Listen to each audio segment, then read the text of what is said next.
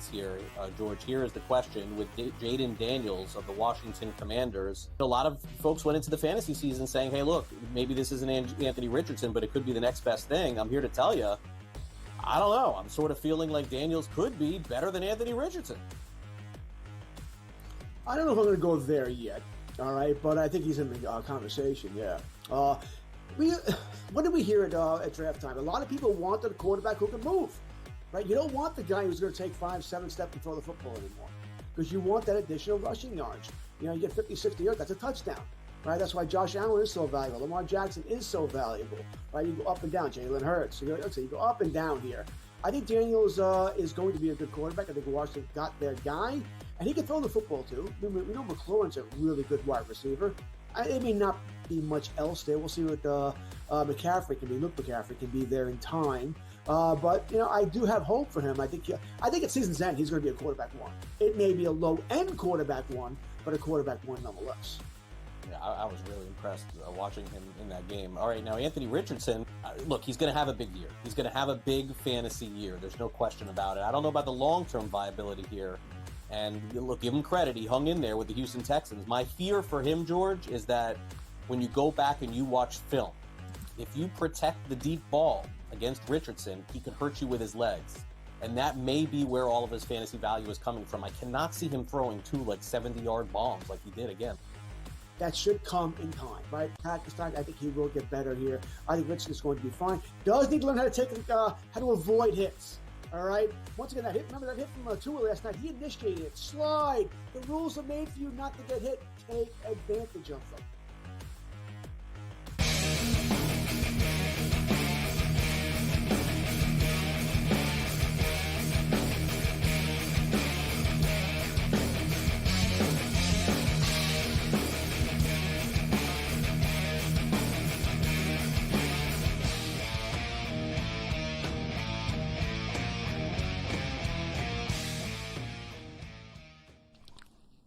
Let's roll. This is SportsRage. I am Gabriel Morency. The pimps, the players, the hustlers, the people, the bust, and everybody else in between. Let's do this thing. The Wicked Wednesday has begun. We're locked and loaded. We're jam-packed this evening. We always kick it on the Wicked Wednesday, and we always have a full house, but we've got a bonus guest tonight. We weren't on last night, so we bring Loud Esmond into the rotation tonight, joining Brady Cannon, Paul Bovey, Ian Cameron, Cam Stewart. As I stated, we got a full house on a lighter night tonight as a whole. We've got some college basketball games, some DGen specials going off the board. Our focus right now tonight is the NBA Cup. An NBA Cup that, yeah, whatever, right? I mean, the only reason you know it's an NBA Cup game when they play these Cup games is because of the stupid courts that they use. But it is down, not quite to the Final Four yet. Of course, the Oklahoma City Thunder await the winner of this basketball game right now. The Houston Rockets host the Golden State Warriors to go to Las Vegas. And the Atlanta Hawks beat the New York Knicks tonight. So with the Hawks and Bucks, we were on the Hawks plus the points. We didn't have them on the money line, but we had them plus the points tonight. And for the record, I'm on the Houston Rockets on the money line tonight. And I did put a small play in as well. I put the Rockets in at the last minute. I was like, 220.5 feels kind of light. But I'm seeing why it is 220.5. The Houston Rockets, they remind me of like Michigan State. Like Michigan State basketball, they're good. They can't shoot. Like Michigan State can never shoot. So it takes them like 4 shots to score. You know what I mean?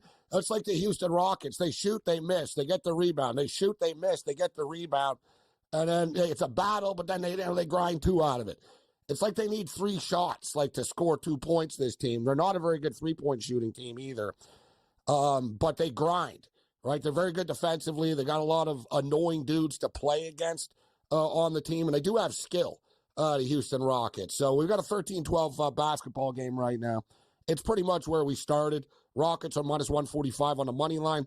The total is 217.5 right now. So we've got this NBA game. College basketball. When I say we got DGen specials, like South Dakota State and Nevada, Cal Baptist, San Diego State. We do have BYU and Fresno State in action right now. And in fact, this second half has just gotten started. And, man, it's a high-scoring basketball game. The total right now is 160.5 in-game. We're going to jump in on the over here. It's 52-36 right now. 17 and a half minutes left in the basketball game. Look, man, the BYU might get to 100 here. BYU don't take the pedal off the metal either, right? They run and gun it. They go up and down the floor on you. They're going to be popping threes on you. They're not going to stop. And one cool thing about college basketball, unlike the NBA and college football, etc., the teams don't really quit as much and tap out as quickly. Right, in the NBA, it's like, all right, we're down by 25, we're done. Right, college basketball, the coach is going to get fired if they lose by too much. You try to cover the point spread, this and that, right? Like college coaches will at least play, they'll play more to the final whistle. All right, in-game total just went up to 162.5, but we're here to bet. That's what we're here for. So let's get in on this. Over 162.5, Fresno State and BYU over. We got the over 220.5 in the Warriors and a Rocket game, and we're on the Rockets on the money line after cashing a ticket with the Atlanta Hawks. We got some big-time NFL games this week, so I'm looking forward to our guest tonight to get their opinions on these games. Brady, one of the best in the business. Paul Bovey, one of the best in the business. Ian Cameron, I look forward to Babano's takes on the college football bowl games. That's right, bowl games are set to begin this weekend. And then pretty much like next week, there's no turning back. There's going to be a bowl game starting pretty much every day on, we got a bowl game. We got a couple of bowl games Saturday, but then we've got a bowl game on Tuesday. No bowl game because you got Monday Night Football, doubleheader. But so bowl season begins on Saturday, and then it really begins on the upcoming Tuesday where there's no turning back. And hey, Christmas is around the corner right now, so it is bowl season, right? We'll go over all the point spreads. We haven't really dove in yet. We weren't on last night. We were doing the football game, the NFL game on Monday night. So we'll take a look at some of these college numbers tonight. We'll dive into the bowls and the bowl numbers, totals, money lines, and all that cool stuff. NFL football, big time game tomorrow night, man. The Los Angeles Rams, they pretty much need to win out, right? Like you look at the division that they're in, the Seattle Seahawks are in first place right now, but the Rams could only be like a half game behind them. And the Rams beat the Seahawks, so they would own the tiebreaker, and the Rams and the Seahawks play the final game of the season. So the Rams do control their own destiny. And I'm thinking, listen, if the Rams keep winning and the Seahawks keep winning, it's not crazy that two of them, they both could get into the playoffs. There's still some football left here. You look at the Rams' schedule, too. They got the Jets next week. Like, that's how big this is. Like, they just beat the Bills. If they can beat the Niners, then you get the Jets, and then suddenly the Rams are racking up the W's right now. We see when the Rams' offense is clicking, San Francisco is just so beat up, right? And, hey, listen, it's a must-win game for the San Francisco 49ers as well tomorrow night. So we'll get into that. Brady Cannon, of course, is a San Francisco 49er fan, but he's also one of the best bettors in the business, so we'll get his unbiased opinion. I'll give you my biased opinion. Buffalo is going to beat Detroit on Sunday. Another massive game. You got the Pittsburgh Steelers and the Philadelphia Eagles. Great stuff in the NFL. Speaking of great stuff in the NFL, the greatest, some people think the greatest coach, or at least, he's right up there, right, Belichick. There's other great coaches as well, obviously, but Bill Belichick pulls the trigger and is now the new head coach of the North Carolina Tar Heels. Wow. There was talk. This moved pretty fast, right? He met, there was the reports last week that they were going to meet. He met them for 5 hours over the weekend, as he told Pat McAfee. And here we are right now, a couple of days later, and he's got the job. What surprises me is how many people are somewhat dubious or critical of this hire. It's Bill Belichick, bro. All right? It's Bill Belichick. Seriously, you got Bill Belichick as your coach. Imagine being like the quarterback of Wake Forest next year. Like, oh, yeah, like you're going to see some things you've never seen before, kid. All right? Like, Belichick's going to go, yeah, you know what? Let's run these zone blitz read packages at him and see how he can pick this up. Like, Belichick's going to throw the kitchen sink at some of these kids. Like I said, I wouldn't want to be an opposing coach and or quarterback, because from an X and O perspective, he's going to carve you up. And the thing about Bill Belichick is, I've always said this about Coach, that he is one of the greatest coaches of all time. There's no one to dispute that. His problem in New England was Bill Belichick's not a great general manager, right? Belichick sort of got that attitude that I can win with anybody. You know, it doesn't matter, right? Is it Wes Welker or whoever the hell it is, or Edelman, whatever. Like, you're all just like sort of pieces on a chessboard to me. I don't really, that was sort of the thing with him, right? Like when they said, oh, you know, what, do you miss Julian Edelman? He goes, we've always had success at the slot position. Like, I could plug anybody in. And then he pushed his luck in believing that he could do it without Tom Brady, right? Brady didn't want to leave Foxborough, right? Belichick kind of pushed him out, like just point blank. Belichick was the one. And we had Tom Brady Sr. on SportsRage years ago. And remember, Tom Sr. said, Tom won't finish his career with the Patriots. And it was kind of big news at the time when he said it. I said, wow, why? Really? I said, he won't finish his career with the Patriots. He goes, no, Bill will push him out, and Tom will want to keep on playing. And here we are. More on the other side. The Wicked Wednesday's begun. Let's roll.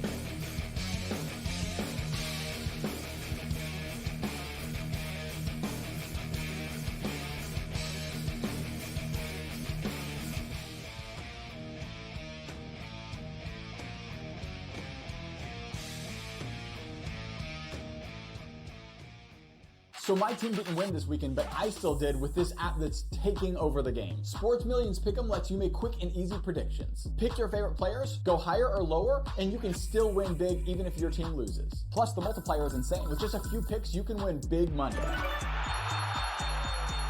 So get on it. They've got a welcome bonus to help you start off your winning streak.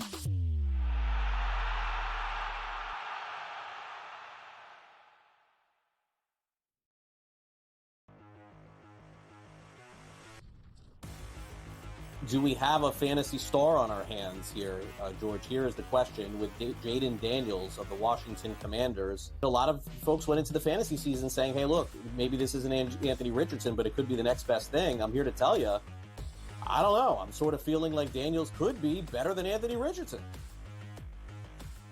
I don't know if I'm going to go there yet, all right, but I think he's in the conversation, yeah. What did we hear at draft time? A lot of people wanted a quarterback who can move, right? You don't want the guy who's going to take 5-7 steps and throw the football anymore because you want that additional rushing yards. You know, you get 50, 60 yards, that's a touchdown, right? That's why Josh Allen is so valuable. Lamar Jackson is so valuable, right? You go up and down. Jalen Hurts. You go up and down here. I think Daniels is going to be a good quarterback. I think Washington got their guy, and he can throw the football too. We know McLaurin's a really good wide receiver. It may not be much else there. We'll see what McCaffrey can be. Luke McCaffrey can be there in time. But, I do have hope for him. I think at season's end, he's going to be a quarterback one. It may be a low-end quarterback one, but a quarterback one nonetheless. Yeah, I was really impressed watching him in that game. All right, now Anthony Richardson, look, he's going to have a big year. He's going to have a big fantasy year. There's no question about it. I don't know about the long-term viability here.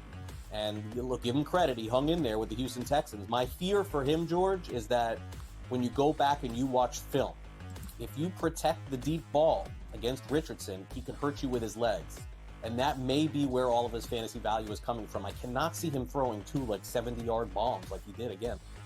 That should come in time, right? Practice time. I think he will get better here. I think Richardson's going to be fine. Does need to learn how to avoid hits. All right. Once again, that hit. Remember that hit from Tua last night? He initiated it. Slide. The rules are made for you not to get hit. Take advantage of them.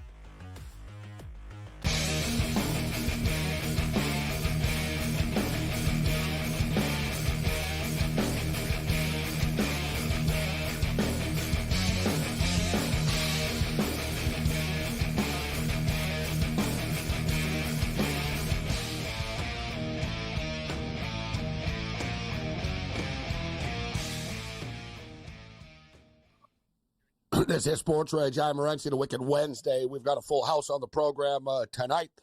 18-15 right now for the Houston Rockets. Late in the first quarter. Low scoring. In-game totals 209.5. Rockets are 3.5-point favorites. Right now we jumped in on that in-game total. Over 162.5 in Fresno and BYU at 63-41 for the Cougs right now. Over the Bulldogs. In-game total currently 161.5. So we're at 1 point off the pace. So big news today, as we were talking about, Bill Belichick is the new head coach of the North Carolina Tar Heels. a university that has had a lot of legends, right? I mean, from Dean Smith into Roy Williams. Mac Brown had a lot of success with the North Carolina Tar Heel football program, and I think some people were just sort of surprised because Mac Brown is older, and they go from an older coach, and they bring in another older coach. But don't confuse yourself. And all due respect to Mr. Mac Brown, who I like, Mac Brown isn't Bill Belichick, all right? And Bill Belichick is 72 years old. Bill Belichick is 42 years old. He's 32 years old. Like, yeah, he's 72 in age, but his girlfriend is 24 years old. Like, his actual girlfriend is 24. So don't tell me he can't relate to the kids, although he better keep his girlfriend away from the players on the team because they're the same age. So you can't tell me you can't relate to him, like, whatever. His damn girlfriend's 24 years old. Belichick is one of these old dudes at, like, a midlife crisis. Like, he's 72, but it's like he's 50. He's driving around in a Ferrari with a hot girl, and now he's like, yeah, I'm going to coach some college kids now and go back to campus. This is going to be cool. And I said this on Twitter. I don't think it would have been a great move, and I don't think it would have worked like 5 years ago or something. Like, put it this way, in the pre-NIL world of college football, there's no way in hell Belichick would be able to, like, deal with all these rules about, no, you can't buy the kid a milkshake in a diner, bro. That's against the rules. You're going to get suspended, and we're going to caught. Blah. Like, there used to be so many rules. There's no rules anymore. It's just a pro operation. There's a salary cap. Every Power 4 conference is allowed to spend $20.5 million on players. And Belichick said, we're going to spend $20.5 million on players. He's hiring a GM. Like, he's just going to run this like an NFL operation. And as I stated, if I'm the quarterback right now of, like, Wake Forest, I'm thinking, dear God, this guy's going to terrorize me. Right? Imagine, like, the packages that Bill Belichick's going to throw at some of these college quarterbacks that they have never, come close to seeing. He's going to have a great staff. I'm all in on this. I think it's going to be a smash success for Belichick. And I expect Bill Belichick to be playing in a pretty big bowl game, like in a year or two. I don't know about winning a national championship, but maybe we'll see him win a Pop-Tart Bowl or a Duke's Mayo Bowl down the line. Let's bring in Brady Cannon and Cam Stewart. And, but last thing, too, people are like, oh, this is crazy. The guy is a teacher. That's what he does. He wants to teach, right? Like, so Belichick is one of these guys that's a coach.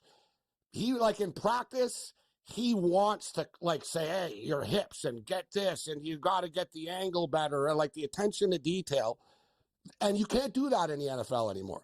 The modern player tunes you out, and number two, you don't even have enough time to practice any more of this stuff, right? You're already there. You got to deal with it. And even if you're Bill Belichick, we saw guys, even guys on the Patriots, are like, yeah, whatever, old man. Like, what are you leaving anyways? Right? Like, we're tired of you and your negative attitude around us. Kids, they're going to embrace this. They're going to be around. And I mark my words, too, guys, you're going to see a ton of, like, former NFL kids' sons end up playing there. Watch. Guys that Belichick coach, other guys, you know what I mean? They're going to say, I want my son playing for Belichick in college. I look forward to betting on him, Brady and Cam. How you doing, Brady? I'm good, guys. Good to be with you on a Wicked Wednesday. You mentioned hiring a GM. My friend that I worked with for better than 5 years, Michael Lombardi, who was the GM of the Patriots. Very interesting to see Michael go back to college as well. And he's no spring chicken, I mean, he's probably in his late 60s. I don't know for sure, but it's nice to see he and Bill reunited. And then I also find it very interesting if you ask Belichick, probably like Parcells, his mentor, who they think the best football player they've coached of all time is. Lawrence Taylor, who, by the way, went to North Carolina. I wonder if LT will be the linebacker coach there at Chapel Hill. Wow, great call. And you can argue he's coached the greatest quarterback ever in Tom Brady and the greatest football player ever in Lawrence Taylor. Great call with, you know what? It'll sort of be like Colorado if you look. Colorado's got like Warren Sapp on the sideline, Terrell Owens. Yeah. So I would expect to see sort of a lot of contributors to that staff. It's great for college football. And last thing about it, you just talked about Lombardi going too, is that's what I'm saying, guys. College football is pro football now with more money, whatever. The coaches make more money. You make more money in college. Yeah. So it's not the old, we're on the recruiting trail and stuff. It's like, no, offer the kid $5 million to be our quarterback. Right. And we'll pay $200K to the lineman. And like, They're going to have it all budgeted out and how we're going to spend this money. Great for the game. Great for the game. And like I said, I don't understand why some people are sort of confused by it by any stretch. Look at Harbaugh. Harbaugh was in the NFL. He went to Michigan. He went back to the NFL. I don't think Bill and Harbaugh is like older than people realize too. He just acts young. So I think it's going to be a smash success. But all right, let's get to some football here. But before we do that, no PGA, right? So I don't know about you, Brady. I'm assuming Cam probably has some Dunhill picks, like a sleeve of cigarettes in his pocket. Yep. Some Dunhills. You know me, Morency. Yeah, exactly. I always got a couple loose Brady's Dunhills in the non-smoking section this week on this one. Remember back in the day, Morency, when the convenience store sold singles? Yeah, it's like, can I get a couple singles here, like 30 cents? Yeah, I do have a couple picks. But Thitikul is the favorite. It's basically an LPGA person with a PGA person this week. And you look at the odds and you go, man, these odds are pretty bad. I'd rather have, like Brady said, Scotty Scheffler again at 4-1 instead of some of these teams. But I look at Tagala. Brady, I don't know how you felt. I did a couple of these picks, and I always think he does well in these kind of team events because he's just one of those guys. He's a loose player, and I think you want like a team that's kind of loose in this format, not uptight. And I know he did well before. They always have the Canadians together, like Connors, Gabe, and Brooke Henderson, but their odds aren't good enough for me. I've got a pick for you, Cam. Yeah, who you Jump got? it off the screen to me. Yeah. Give me Berger and Korda. Nelly Korda, plus 750. Berger and Korda. That's my pick, plus 750. That's actually a very, very good pick because, as Brady will tell you, Daniel Berger, after the medical exemption, is now playing very good golf and close. And I don't have to explain about Korda as one of the best female golfers in the world, if not the. Yeah.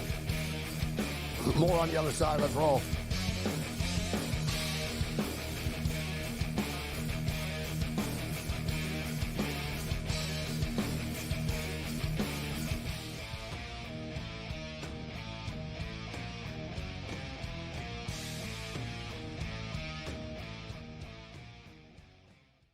The sharpest football contest show in the land, the Las Vegas Football Contest Show, focuses on Circus Sports Million, Circus Survivor, and the Westgate Super Contest, handicapping the games and releasing our contest picks every week of the season. With two former Super Contest winners, Brady Cannon and James Salinas, a former NFL player, Mike Pritchard, and over $1 million in contest prize money won combined, the Las Vegas Football Contest Show will have you prepared this season like none other. Uncle Stevie can just walk up the aisle like he's at the supermarket. I'll get a starting pitcher here, I'll get a closer here, I'll get a first baseman here, and he'll just keep throwing things in the cart because there is no limit. Now he's gone, so they got to go get arms to make that team better. Because the bottom line was they were just outclassed by the Dodgers. Let's face it, they got their ass beat. Pharrell Coast to Coast, only on SportsGrid. I'm actually not even on a side today. Yeah. And I'll get to that. Why are you on Texas? I gave them a chance. Maybe not me as the overwhelming authority in college football, but entering that game on this set to you guys, I said there was one elite defense entering the matchup in Austin back to end out October. It's not the Bulldogs like it used to be. It is Texas. College football today, only on SportsGrid. The two guys that can do it all. Too much electricity this morning. This is a good time. We're having a lot of fun. I had to do a triple take. Ka-ching! Why? Because of parity. I didn't mean to offend. Yeah, it's not going to happen. Load management is a dirty word. Let him rip. You know what? Circumstances provide the results. What? How do you do this once? Oh,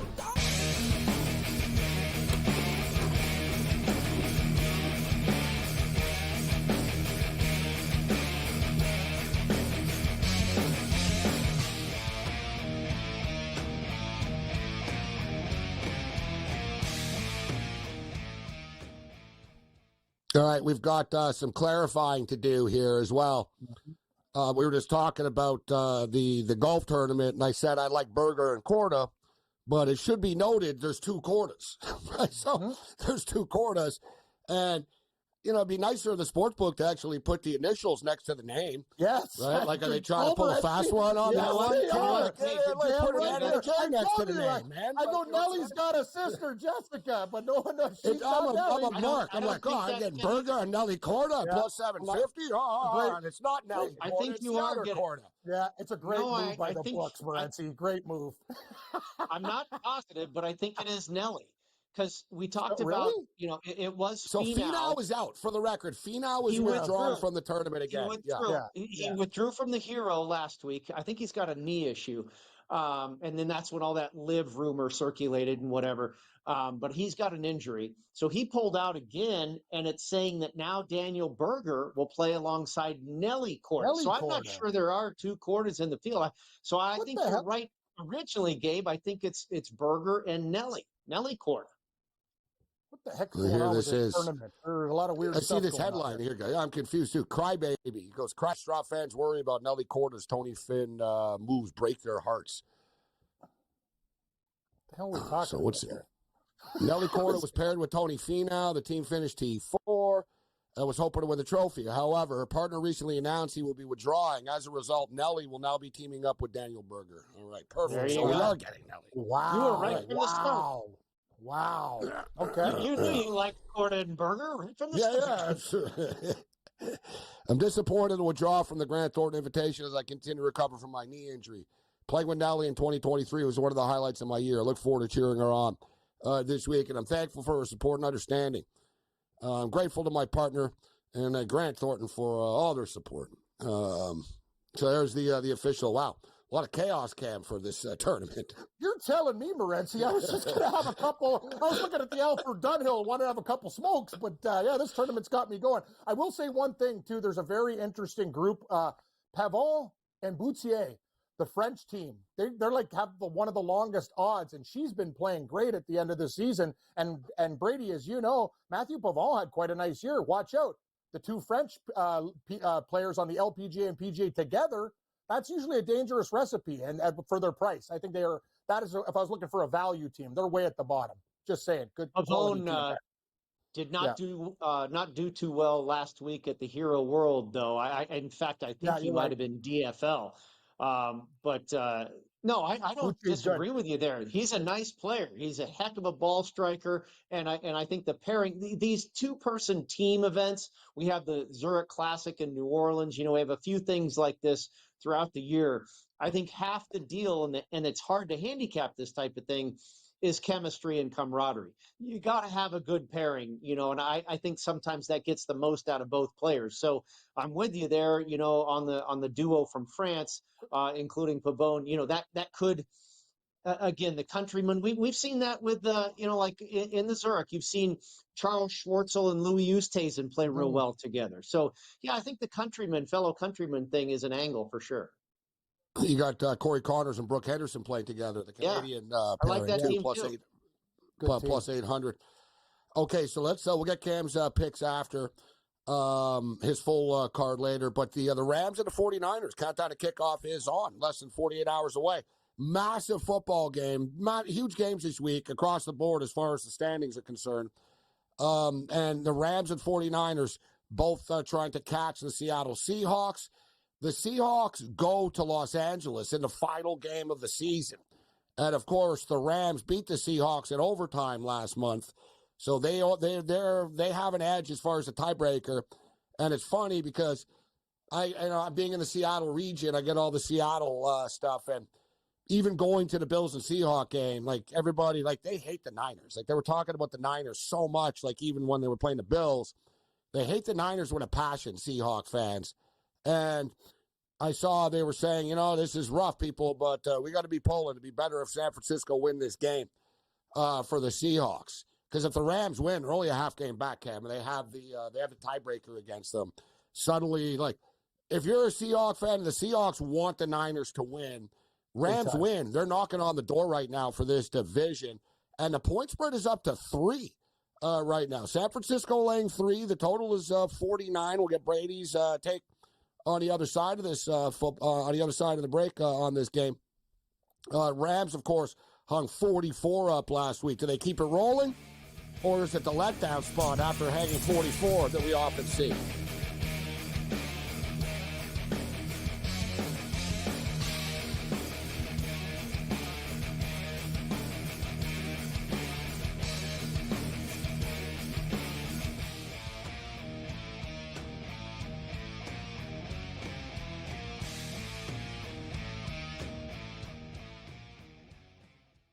The sharpest football contest show in the land, the Las Vegas Football Contest Show, focuses on Circus Sports Million, Circus Survivor, and the Westgate Super Contest, handicapping the games and releasing our contest picks every week of the season. With two former Super Contest winners, Brady Cannon and James Salinas, a former NFL player, Mike Pritchard, and over $1 million in contest prize money won combined, the Las Vegas Football Contest Show will have you prepared this season like none other. Uncle Stevie can just walk up the aisle like he's at the supermarket. I'll get a starting pitcher here, I'll get a closer here, I'll get a first baseman here, and he'll just keep throwing things in the cart because there is no limit. Now he's gone, so they got to go get arms to make that team better. Because the bottom line was they were just outclassed by the Dodgers. Let's face it, they got their ass beat. Pharrell Coast to Coast, only on SportsGrid. I'm actually not even on a side today. Yeah. And I'll get to that. Why are you on Texas? I gave them a chance. Maybe not me as the overwhelming authority in college football, but entering that game on this set to you guys, I said there was one elite defense entering the matchup in Austin back to end out October. It's not the Bulldogs like it used to be. It is Texas. College football today, only on SportsGrid. The two guys that can do it all. Too much electricity this morning. This is a good time. We're having a lot of fun. I had to do a triple take. Ka-ching! Why? Because it's parody. I didn't mean to offend. Yeah, it's not going to happen. Load management is a dirty word. Let him rip. You know what? Circumstances provide the results. What? How do you do this once? Oh, Donnie, you got such a good show there. A network that is booming. The early line, only on SportsGrid.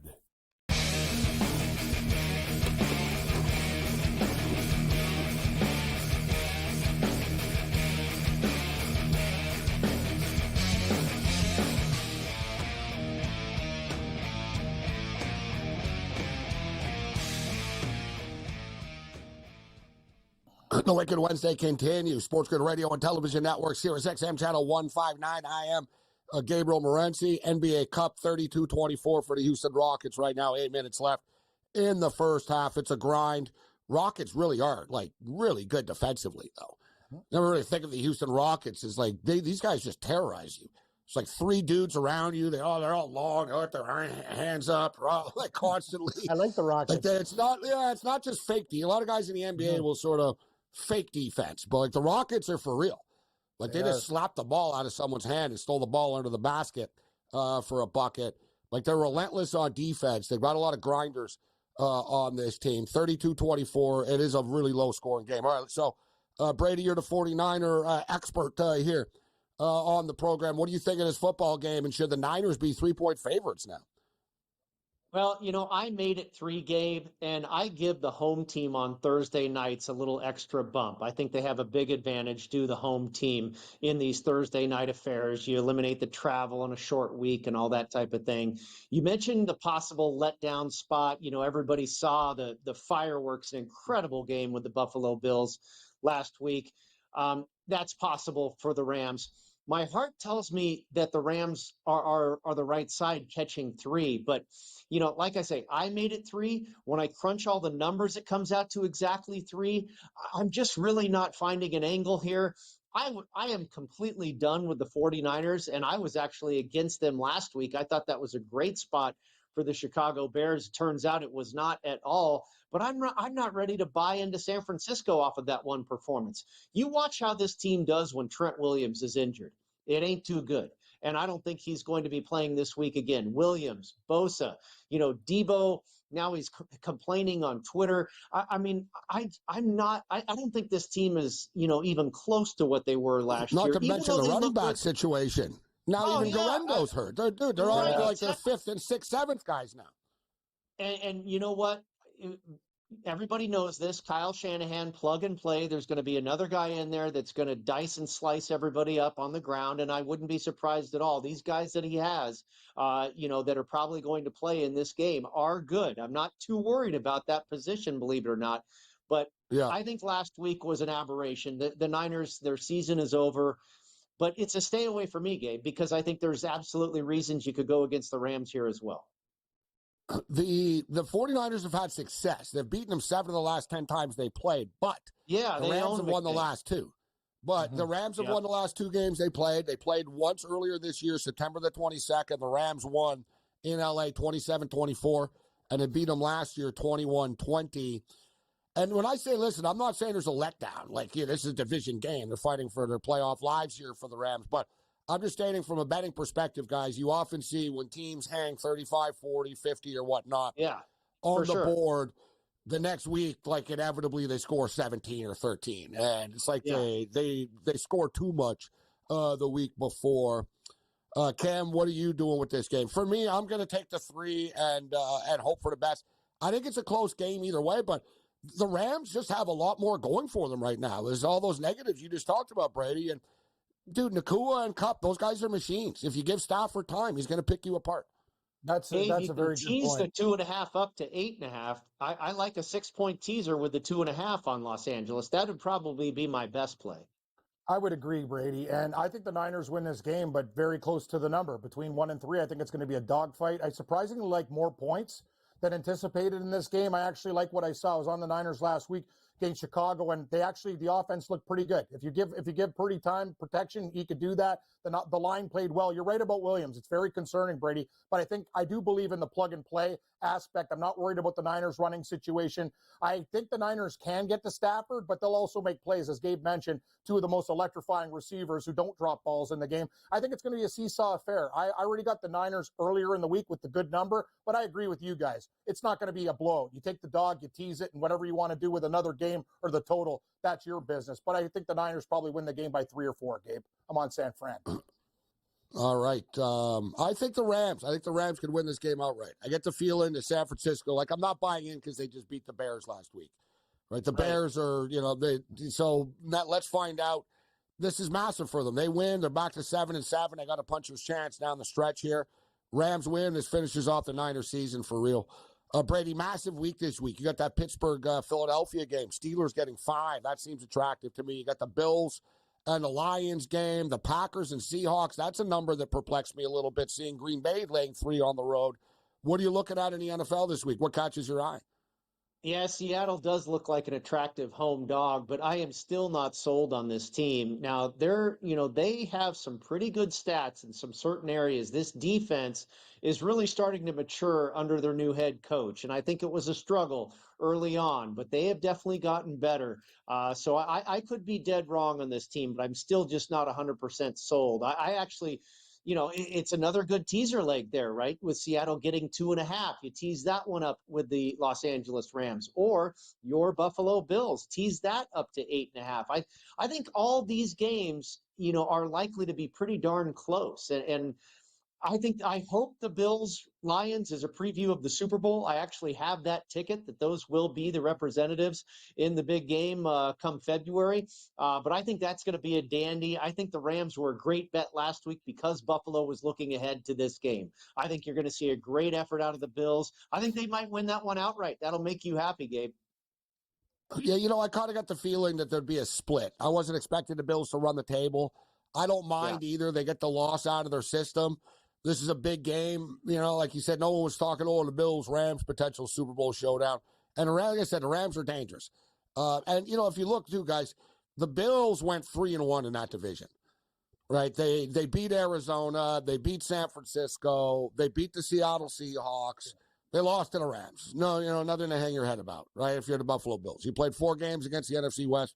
You won 3 of them. I've always said that about the Bills. The Bills are kind of the kings of winning 3 games a month. And everybody always freaks out when they lose a game and they rattle off 3 in a row. But once the Bills get through this game, they play the Patriots twice and the Jets once. So they're on the East Coast. And they're 2 of the home games. I think you're going to get a this is it. Yeah. Yep. Exactly. It's like, all right, guys, we're not going to leave home like for the next 6 weeks after this type thing, right? After let's go in here and win this game, and then we're going to be on the East Coast from here on out. So yeah, very interesting. Any other games? Maybe not such the big ones. Like I said, the Steelers are intriguing to me, getting 5 points. The Buccaneers and Chargers, another big one. Chargers are laying 3 against the Bucs. I think how that's about going to the be a very Colts and good game. Broncos? Weird How about game. the Colts and Broncos, too? I'm leaning with the Colts in this one. Yeah, I can see that. I can see that. Are we getting a little too fat and happy with Denver right now? I'll tell you, I'm on exactly the same page as you are, though, in the Battle of the Keystone State. I like the Steelers. I already took 5.5, and that's the best number I've seen. There are still some 5.5s out there in the market. I thought this game, my personal thought on the point spread was 2. I thought Philadelphia would be favored by 2. Now, when I run all my numbers, I come out with Philly by 3.5. So I think 3.5 or 4, maybe 3.5 is probably the right number. And how attractive is it to take Mike Tomlin as a dog getting that extra hook in a rivalry game like this? The other thing that really tipped me, Gabe, early in the week, my good friend out here, Chris Andrews, who's the race and sportsbook director at the South Point. He's from Pittsburgh, and he's a huge Steeler fan, and he's, I respect his opinion no matter what, but I really respect his thoughts on that division, the AFC North, and specifically the Patriots. Everybody else in the market, you look across the screen, everybody had 5 and 5.5, and Chris was at 4.5. That tells me he liked the Steelers and was ready to take a bet at a low number like that. He was intentionally, I believe, staying below the market, and that told me the Steelers might be the right side here. It's amazing, man. Seems like 90% of odds makers are all from the Pittsburgh, Pennsylvania area. And or sprinkle in a little bit of Youngstown, Ohio and stuff. A couple of like Teamster area, Ohio parts and all. Everywhere, they're all from Pittsburgh. They're all from Pittsburgh, yeah. Or Cleveland, from Cleveland.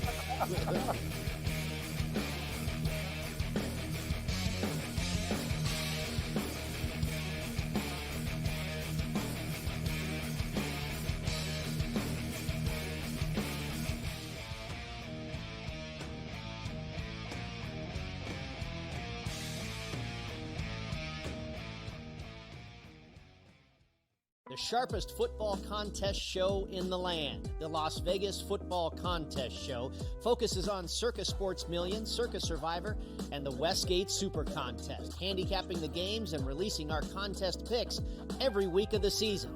With 2 former Super Contest winners, Brady Cannon and James Salinas, a former NFL player, Mike Pritchard, and over $1 million in contest prize money won combined, the Las Vegas Football Contest Show will have you prepared this season like none other. Uncle Stevie can just walk up the aisle like he's at the supermarket. I'll get a starting pitcher here, I'll get a closer here, I'll get a first baseman here, and he'll just keep throwing things in the cart because there is no limit. Now he's gone, so they got to go get arms to make that team better. Because the bottom line was they were just outclassed by the Dodgers. Let's face it, they got their ass beat. Pharrell Coast to Coast, only on SportsGrid. I'm actually not even on a side today. Yeah. And I'll get to that. Why are you on Texas? I gave them a chance. Maybe not me as the overwhelming authority in college football, but entering that game on this set to you guys, I said there is one elite defense entering the matchup in Austin back to end out October. It's not the Bulldogs like it used to be. It is Texas. College football today, only on SportsGrid. The 2 guys that can do it all. Too much electricity this morning. This is a good time. We're having a lot of fun. I had to do a triple take. Ka-ching! Why? Because it's parody. I didn't mean to offend. Yeah, it's not going to happen. Load management is a dirty word. Let him rip. You know what? Circumstances provide the results. What? How do you do this one? Oh, Donnie, you got such a good show there. A network that is booming. The Early Line, only on SportsGrid.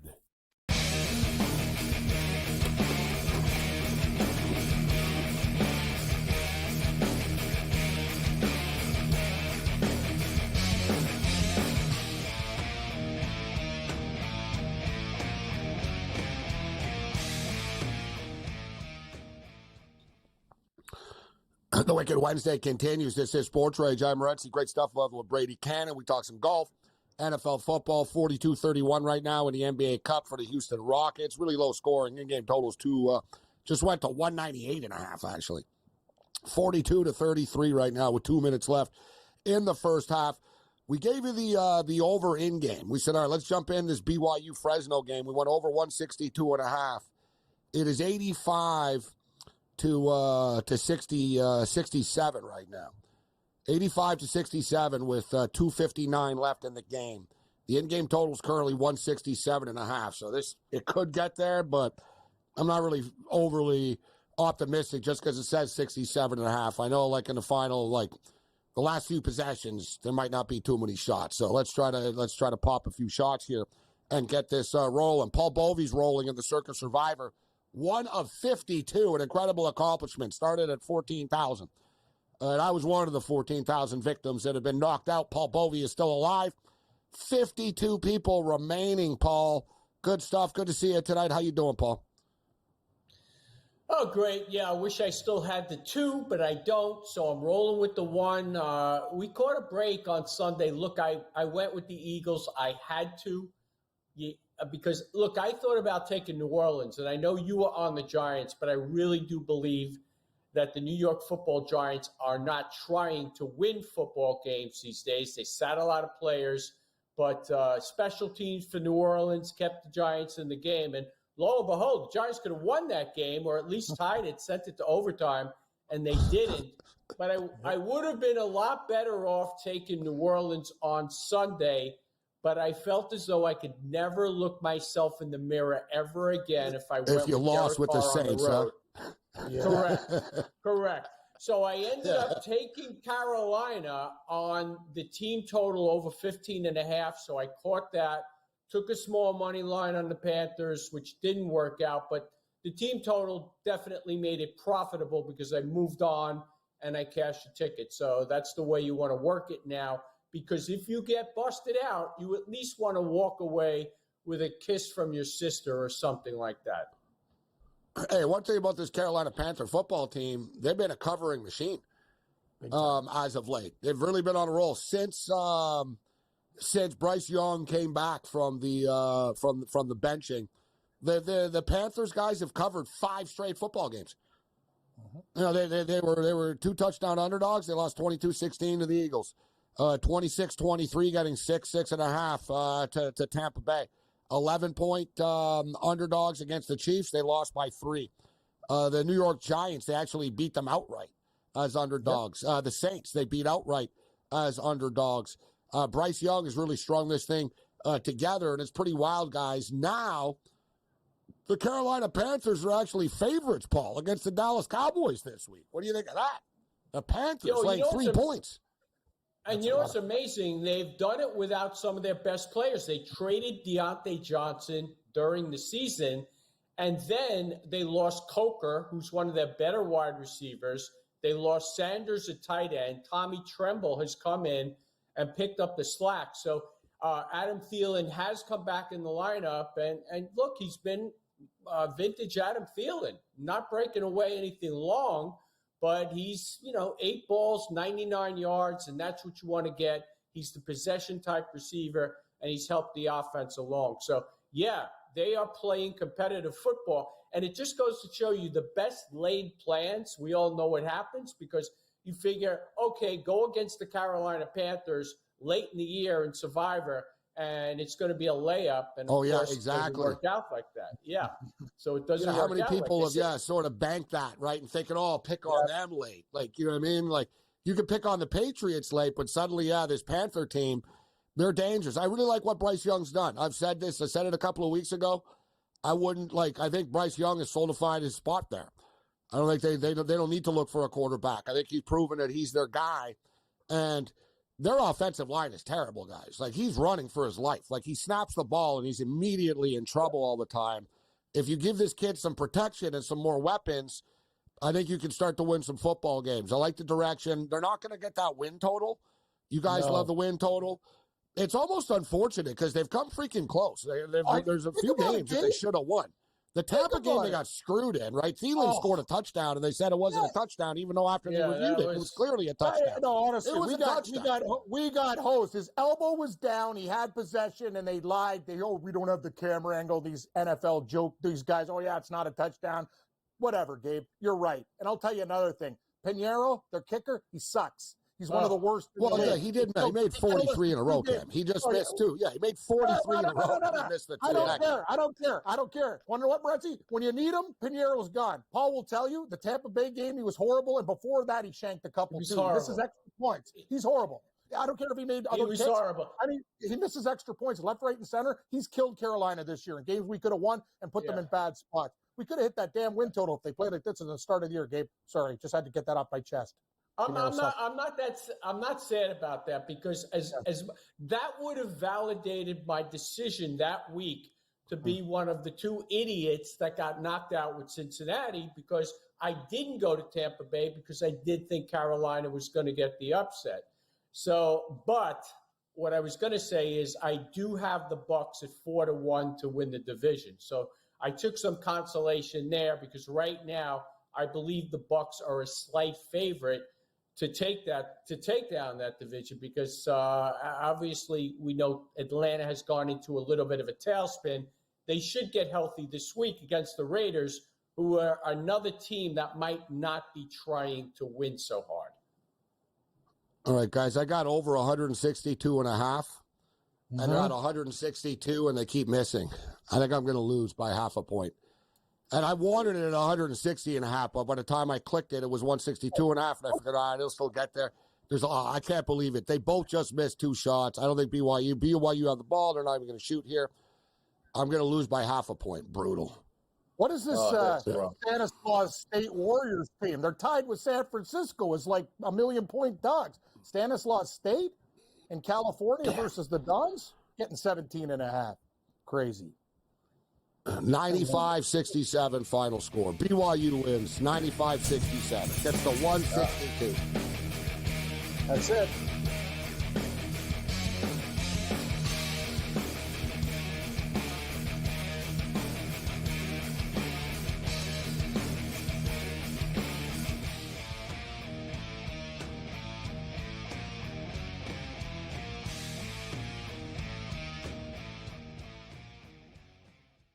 The sharpest football contest show in the land. The Las Vegas Football Contest Show focuses on Circa Sports Million, Circa Survivor, and the Westgate Super Contest, handicapping the games and releasing our contest picks every week of the season. With two former Super Contest winners, Brady Cannon and James Salinas, a former NFL player, Mike Pritchard, and over $1 million in contest prize money won combined, the Las Vegas Football Contest Show will have you prepared this season like none other.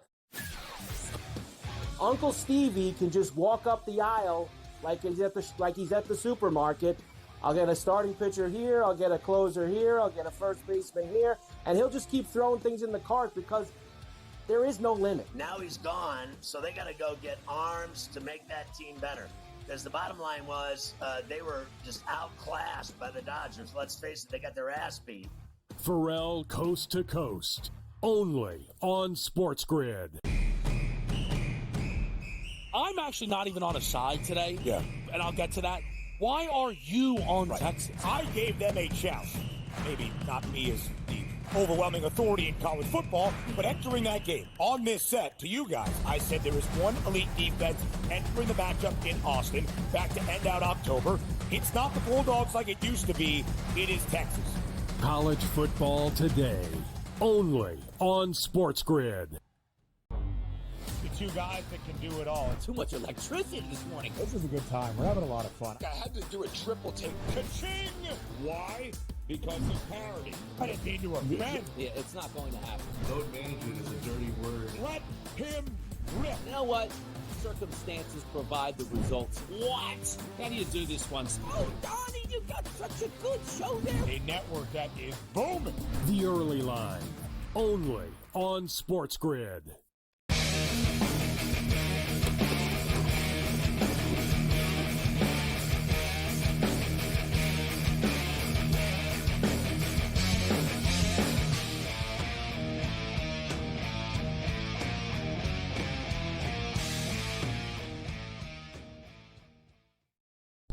This is Sports Rage. I am Morency.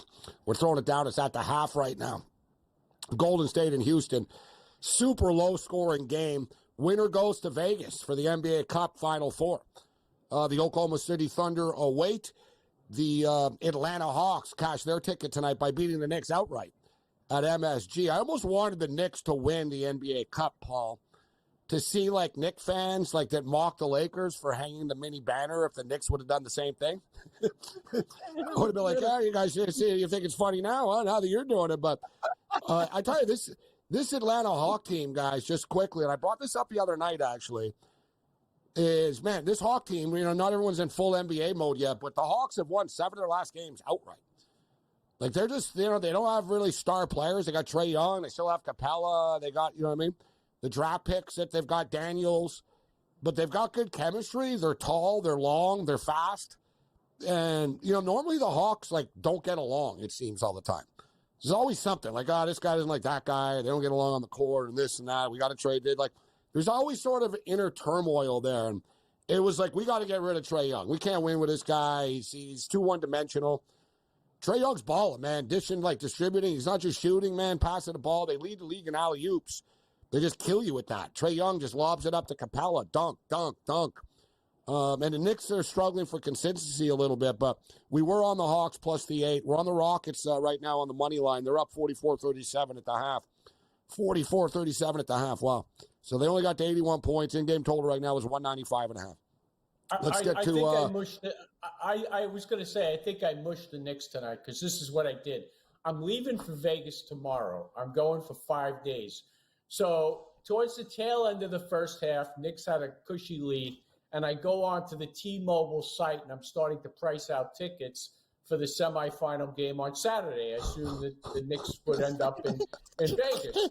So that's right. As soon as I had the prices down, the sections down, I knew how much, it's going to cost me $500 plus the fees, but, how often am I going to get a chance to see the Knicks in Vegas, And as soon as that started to happen, man, the wheels, as soon as I did that, the wheels just started to fall off. Hey, close the site.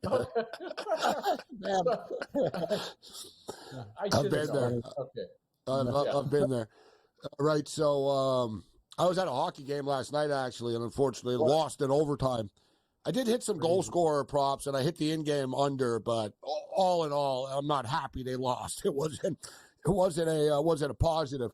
But let's jump in here. Speaking of Las Vegas, Las Vegas, Paul's going to be there this week. He's got the Circa Survivor contest still rolling. But let's jump in. What are you looking at here, Paul? Let's start off with the Thursday night game, actually. Thursday night football with the Rams and the 49ers. Any interest now? And it's up to 3 points right now. Well, look, I'm not a big fan of the Rams because I understand they put up 44 against the Bills. Look, Gabe, the Bills haven't stopped anybody since the Seattle game that they won 31-10.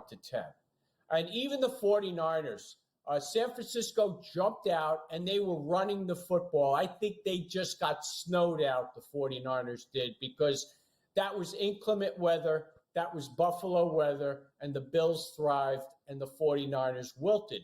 But if you look at the Bills down the line, they really haven't stopped anybody. They didn't stop the Colts. They didn't stop the Chiefs, and the Chiefs are not a prolific offense these days because Patrick Mahomes isn't getting much in the way of protection. So the point I'm going to make is I'm not a real big fan of the Rams because if you do a look back, Miami shut them down. The Eagles shut them down. They barely got by New England. New England, that game, by the way, had 2 players out with a combined 7.5 sacks.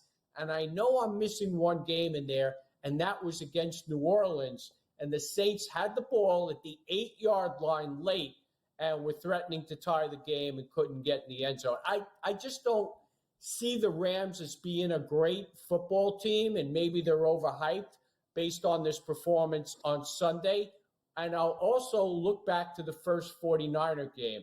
And this is where I might go with the game. I might go over. Both the Rams and Niners were missing pieces on offense, notably For the Rams, Nakua and Kupp did not play. Debo did not play for the 49ers. I don't recall if Kittle did, but Jennings had 11 catches for $175. More on the other side with Paul Bovey, and we'll jump in. Bowl season's ready to kick off as well.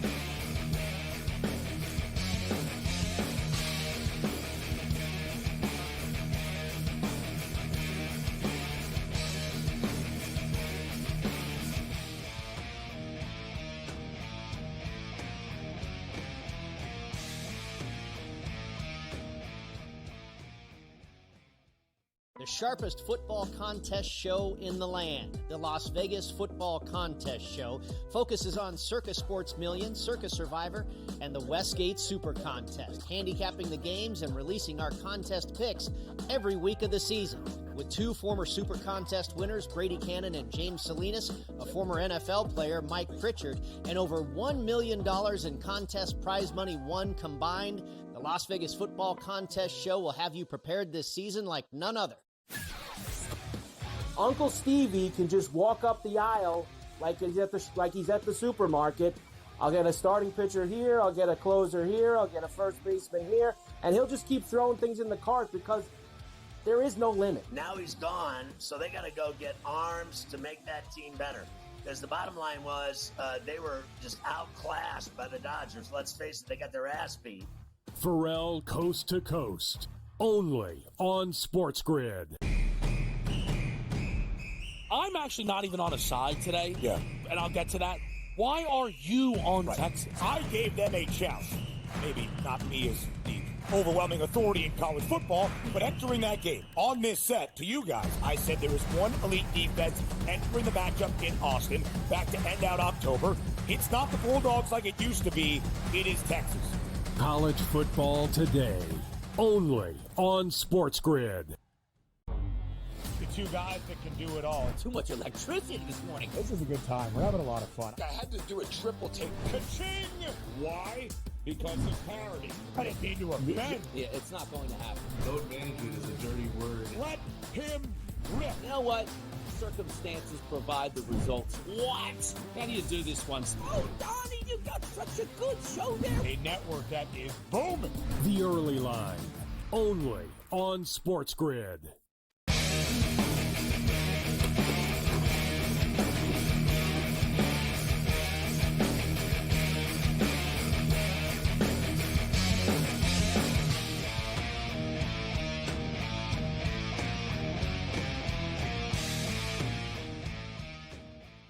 Level 2 has begun. This is SportsRage, SportsGrid Radio and Television Network, Sirius XM Channel 159.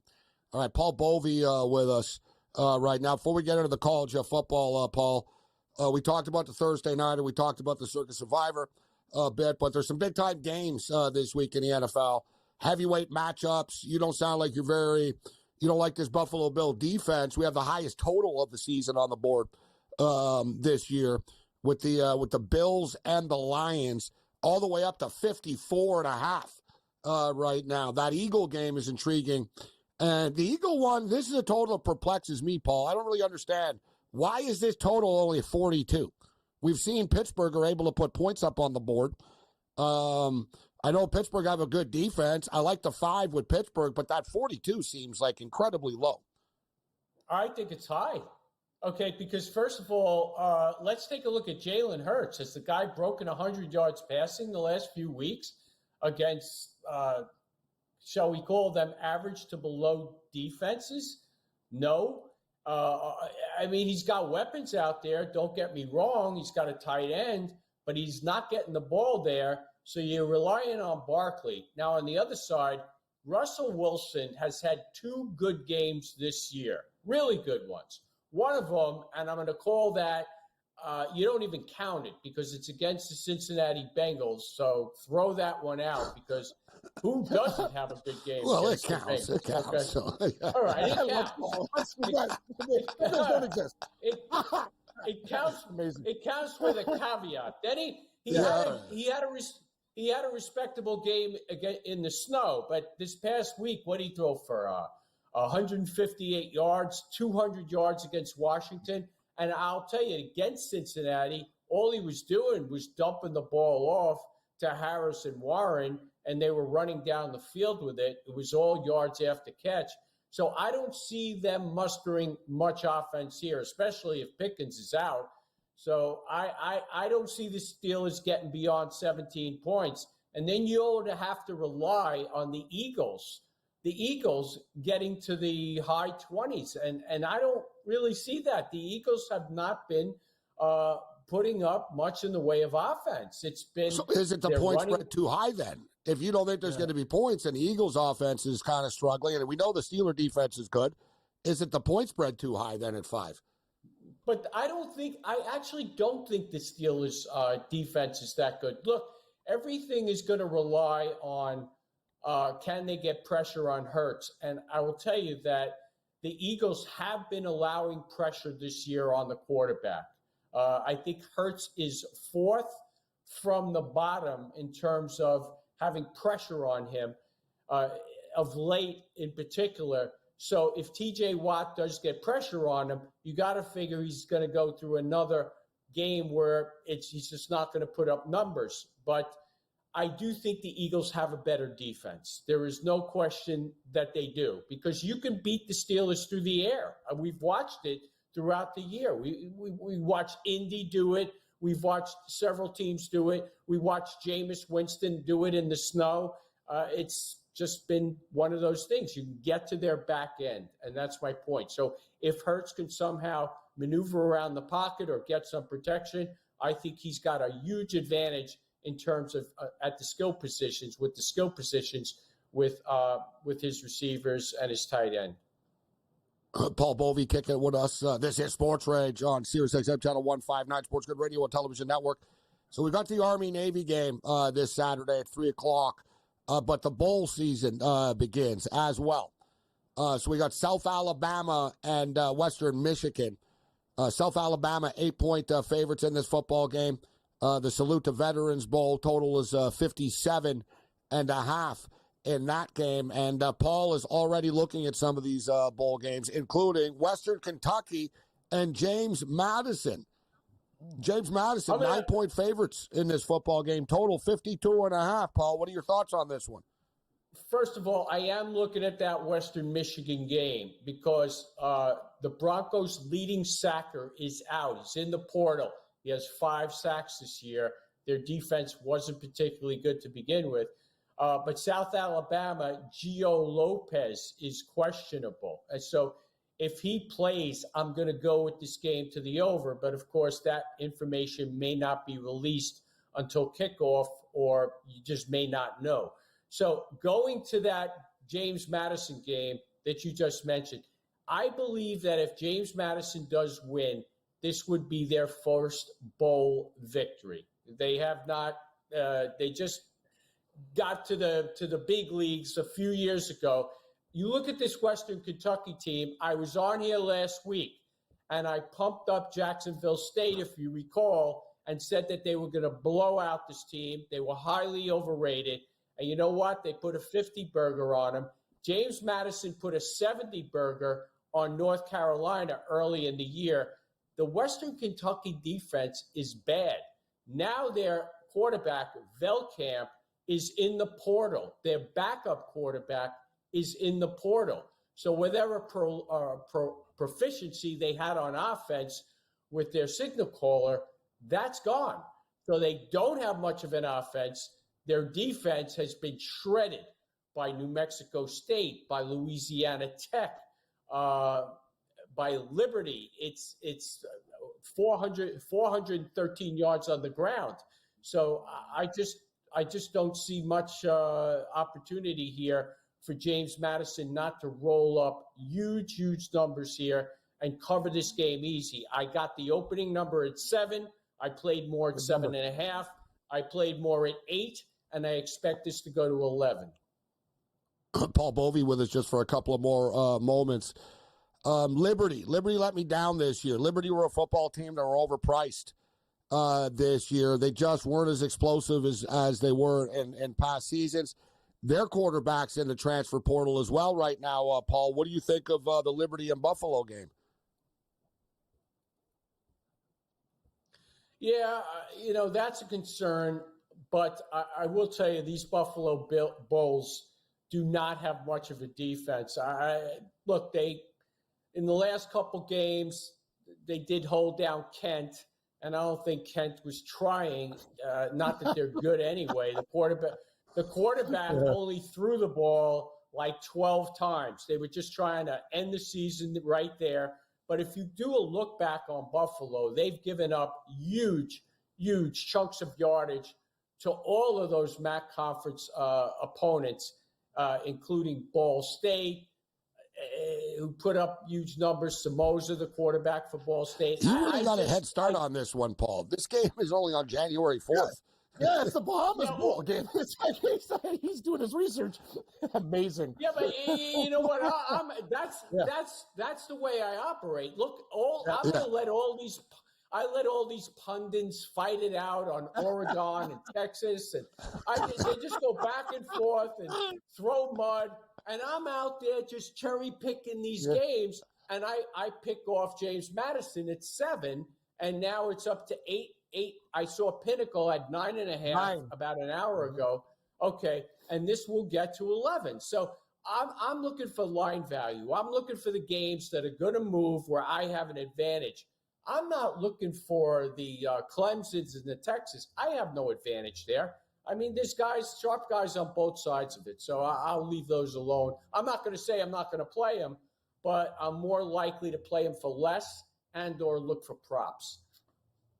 The only one I would say, there's a couple of games I think the number will move. Colorado is laying 3 against BYU, and the Buffalo Stars are playing.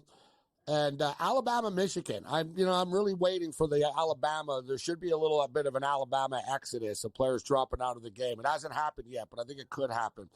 And we were talking about the Bills, Paul, and we said it's 54. I know you're pulling the trigger on the over. Let's get a track meet at Ford Field this week, Paul. Enjoy Las Vegas. Okay, guys. Take care. And good luck in the Circus Survivor. 1 of 52 left stand.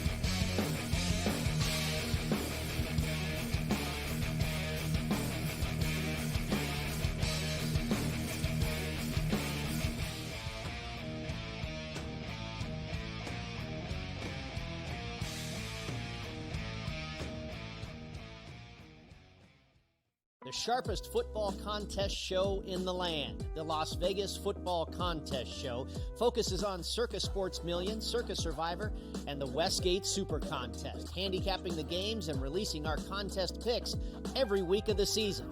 With 2 former Super Contest winners, Brady Cannon and James Salinas, a former NFL player, Mike Pritchard, and over $1 million in contest prize money won combined, the Las Vegas Football Contest Show will have you prepared this season like none other. Uncle Stevie can just walk up the aisle like he's at the supermarket. I'll get a starting pitcher here, I'll get a closer here, I'll get a first baseman here, and he'll just keep throwing things in the cart because there is no limit. Now he's gone, so they got to go get arms to make that team better. Because the bottom line was they were just outclassed by the Dodgers. Let's face it, they got their ass beat. Pharrell Coast to Coast, only on SportsGrid. I'm actually not even on a side today. Yeah. And I'll get to that. Why are you on Texas? I gave them a chance. Maybe not me as the overwhelming authority in college football, but entering that game on this set to you guys, I said there is one elite defense entering the matchup in Austin, back to end out October. It's not the Bulldogs like it used to be. It is Texas. College football today, only on SportsGrid. Two guys that can do it all. Too much electricity this morning. This is a good time. We're having a lot of fun. I had to do a triple take. Ka-ching! Why?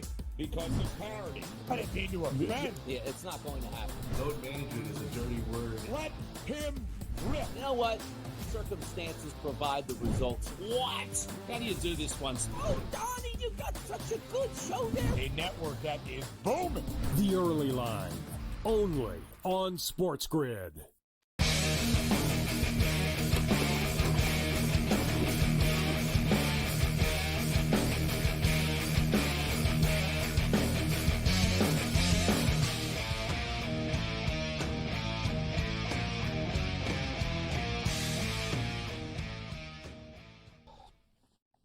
55-51 for the Houston Rockets right now. Really low-scoring game, this game. It's like a college basketball game. 55-51, the Rockets leading. Now it's just 2. The winner goes to the semifinals of the NBA Cup in Vegas. The Oklahoma City Thunder await. The games are Saturday. And, of course, the Atlanta Hawks punch their ticket. They're going to play the Milwaukee Bucks. And then the winners will play in the final in Las Vegas. Paul Bovey was just with us, and he's going to Vegas. He's one of 52 people left standing in the Circa Survivor right now. $14 million on the line, guys. Big-time money. Down to 52. And incredibly hard to get this far, man, because they threw a lot of curveballs at you. You had to do the Thanksgiving Day games, the Black Friday games. Like, they made it like separate weeks. So very, very hard.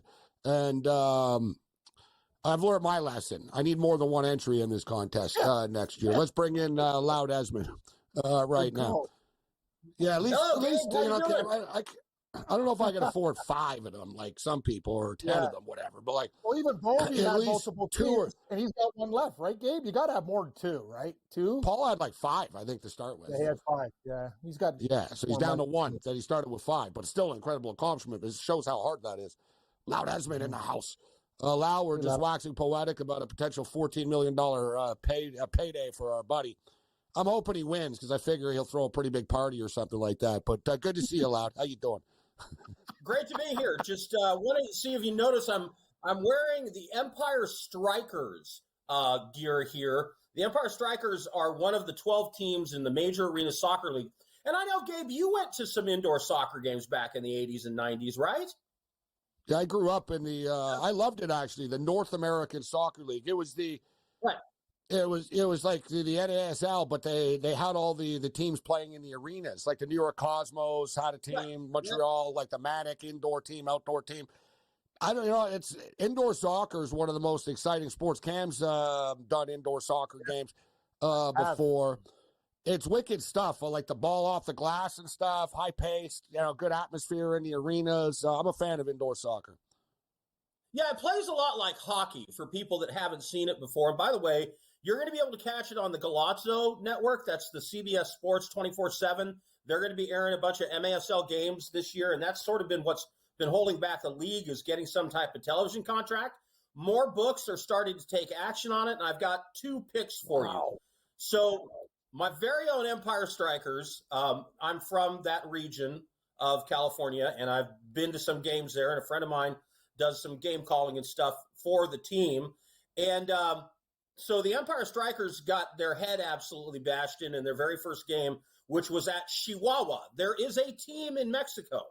There's usually 2. The Monterrey Flash are taking a year off on hiatus this year. Teams do that in this league occasionally. And so basically what happened is the Chihuahua team ended up with most of Monterrey's best players because they're all in Mexico. And so they basically have a big Mexican all-star team now. And Chihuahua won the championship last year.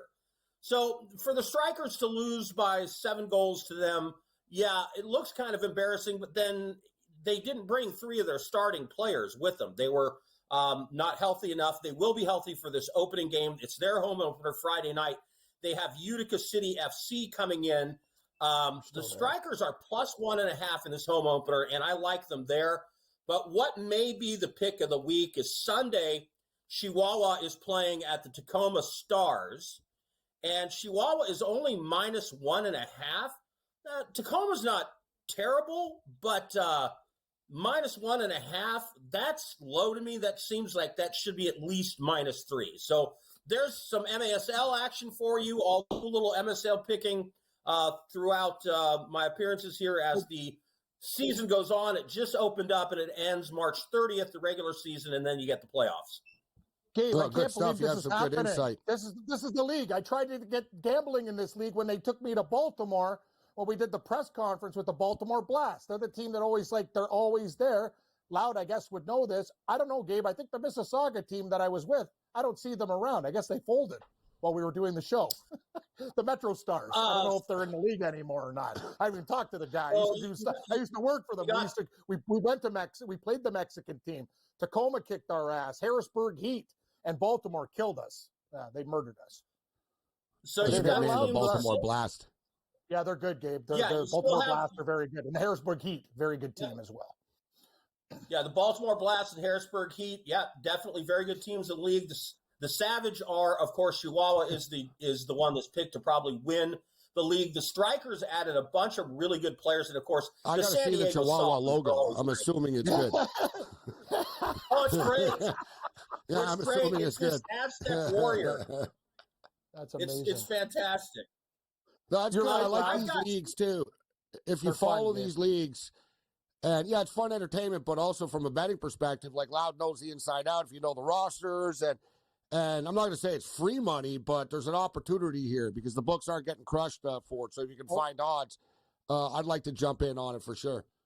Also, one quick I'm point actually I think trying to Loud get- to make up. The Mexican teams, Gabe, to Loud's point, I remember when they played, sometimes they'd have other guys playing for other clubs, and you'd look and go, wow, their 4 best players didn't make the flight today, and all this stuff. There's a lot of weird things that happen in this league, and that's why I didn't think the gambling Yeah, it's was like I involved used to before. We do tried to get it. ABA basketball camp. I was the Same color stuff. analyst for the ABA. Sometimes, bro, like an hour before the game, to be like, yeah, 4 of the Boston players didn't make it through the border. Exactly. Can you call McGill University and see if their players can come down and play for free? Right. It's it would be like that. It'd be like guys for their eligibility, they could play, but they couldn't get paid. So like, if you No, come literally, from McGill coming into the gym before the game, you know. Amazing. Literally, you're right. There are players that are in Mexico right now that are And not they're like, yeah, playing we for can't the go to the Mexico club. USA. Yeah. No, they They can't. can't go. And so the only time they get to play is when their team comes and visits Chihuahua. Yeah. Yeah, that's why they run the score up on you and kick your ass. I can't believe this is happening. This is amazing. Massel's back. Yeah. Wow. All right, so we'll get into some NFL college football on the other side. We got Ian Cameron coming up as well, jam-packed tonight. The Rockets have fought back. We got a tied basketball game. It's anything but a classic. 59-59 with 4 minutes left in the third quarter.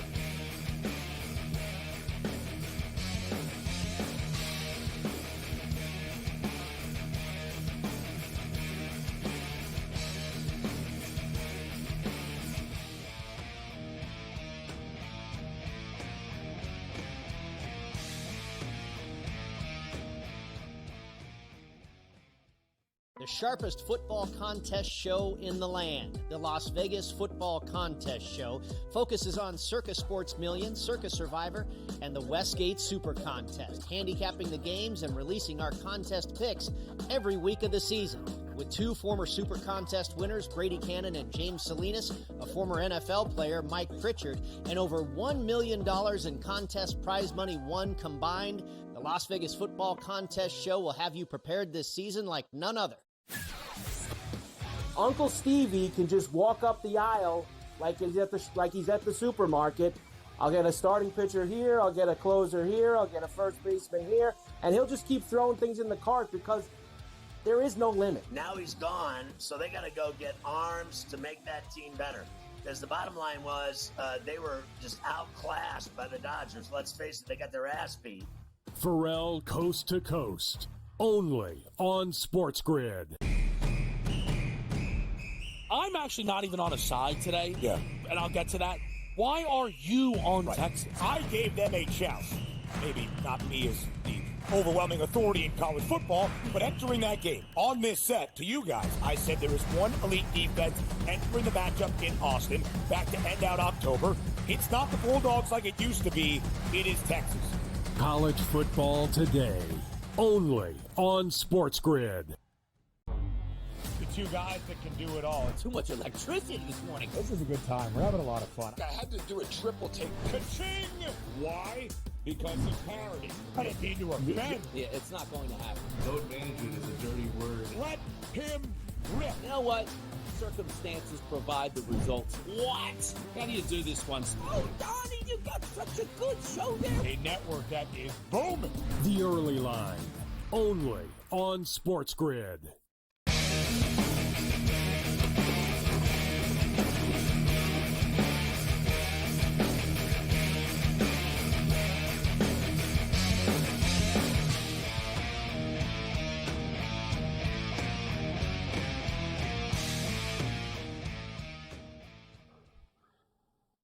66-65 in the NBA Cup game. Warriors up by 1 over the Houston Rockets in H-Town. The court's blinding red right now.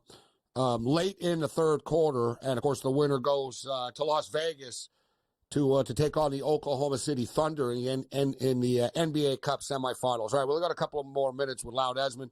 So, Loud, we got a head start on the bowl games here. We had a guest on who's hardcore. He already put his play in for the Bahamas Bowl, which is the last. Oh, my goodness. We're not even at the first bowl game yet. I like Paul Boldy's style, though, guys.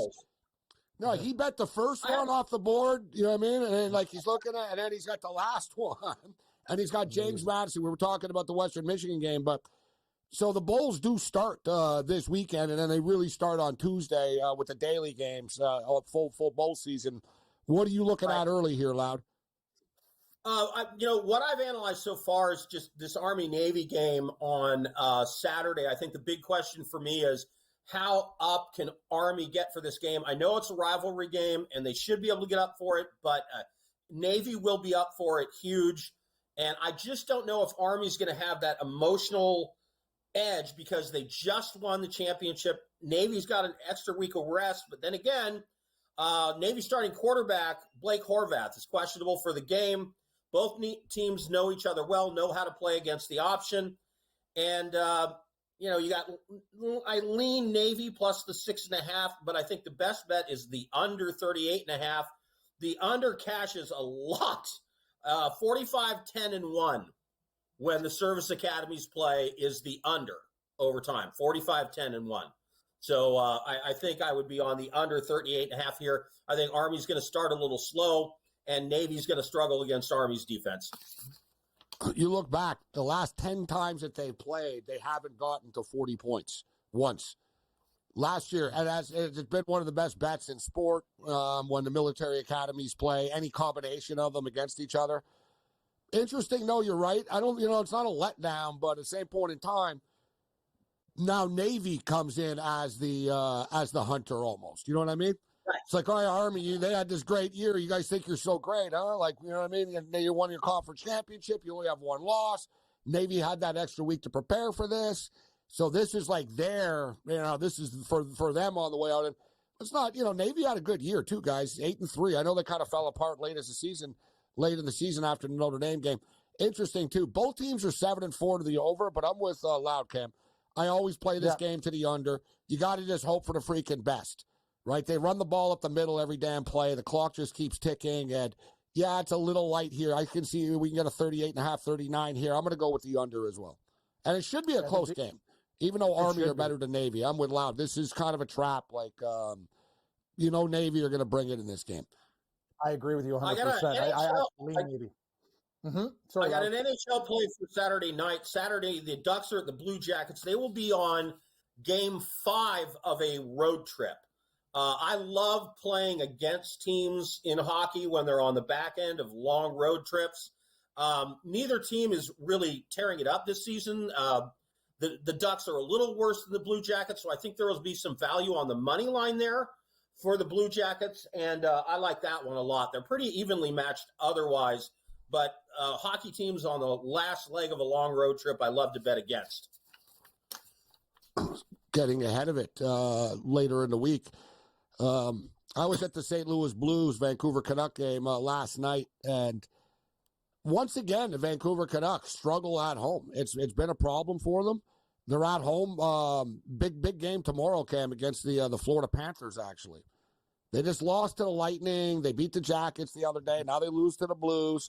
But finally, this is a better spot for the Canucks. I like the fact that Canucks are plus 130 instead of minus 180. Now they're home dogs.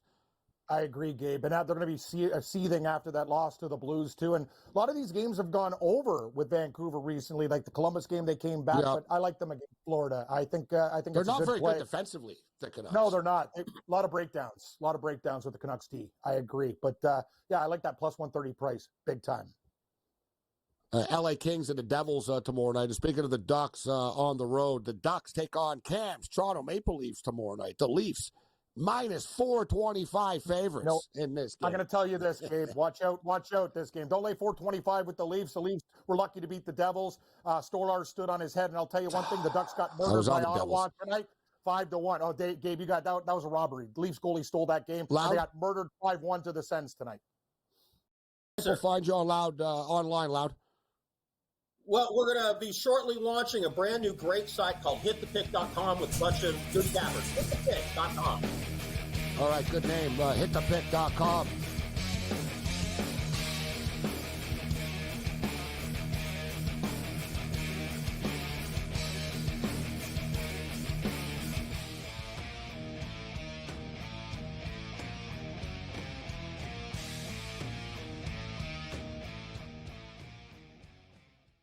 The sharpest football contest show in the land. The Las Vegas Football Contest Show focuses on Circa Sports Million, Circa Survivor, and the Westgate Super Contest, handicapping the games and releasing our contest picks every week of the season. With two former Super Contest winners, Brady Cannon and James Salinas, a former NFL player, Mike Pritchard, and over $1 million in contest prize money won combined, the Las Vegas Football Contest Show will have you prepared this season like none other. Uncle Stevie can just walk up the aisle like he's at the supermarket.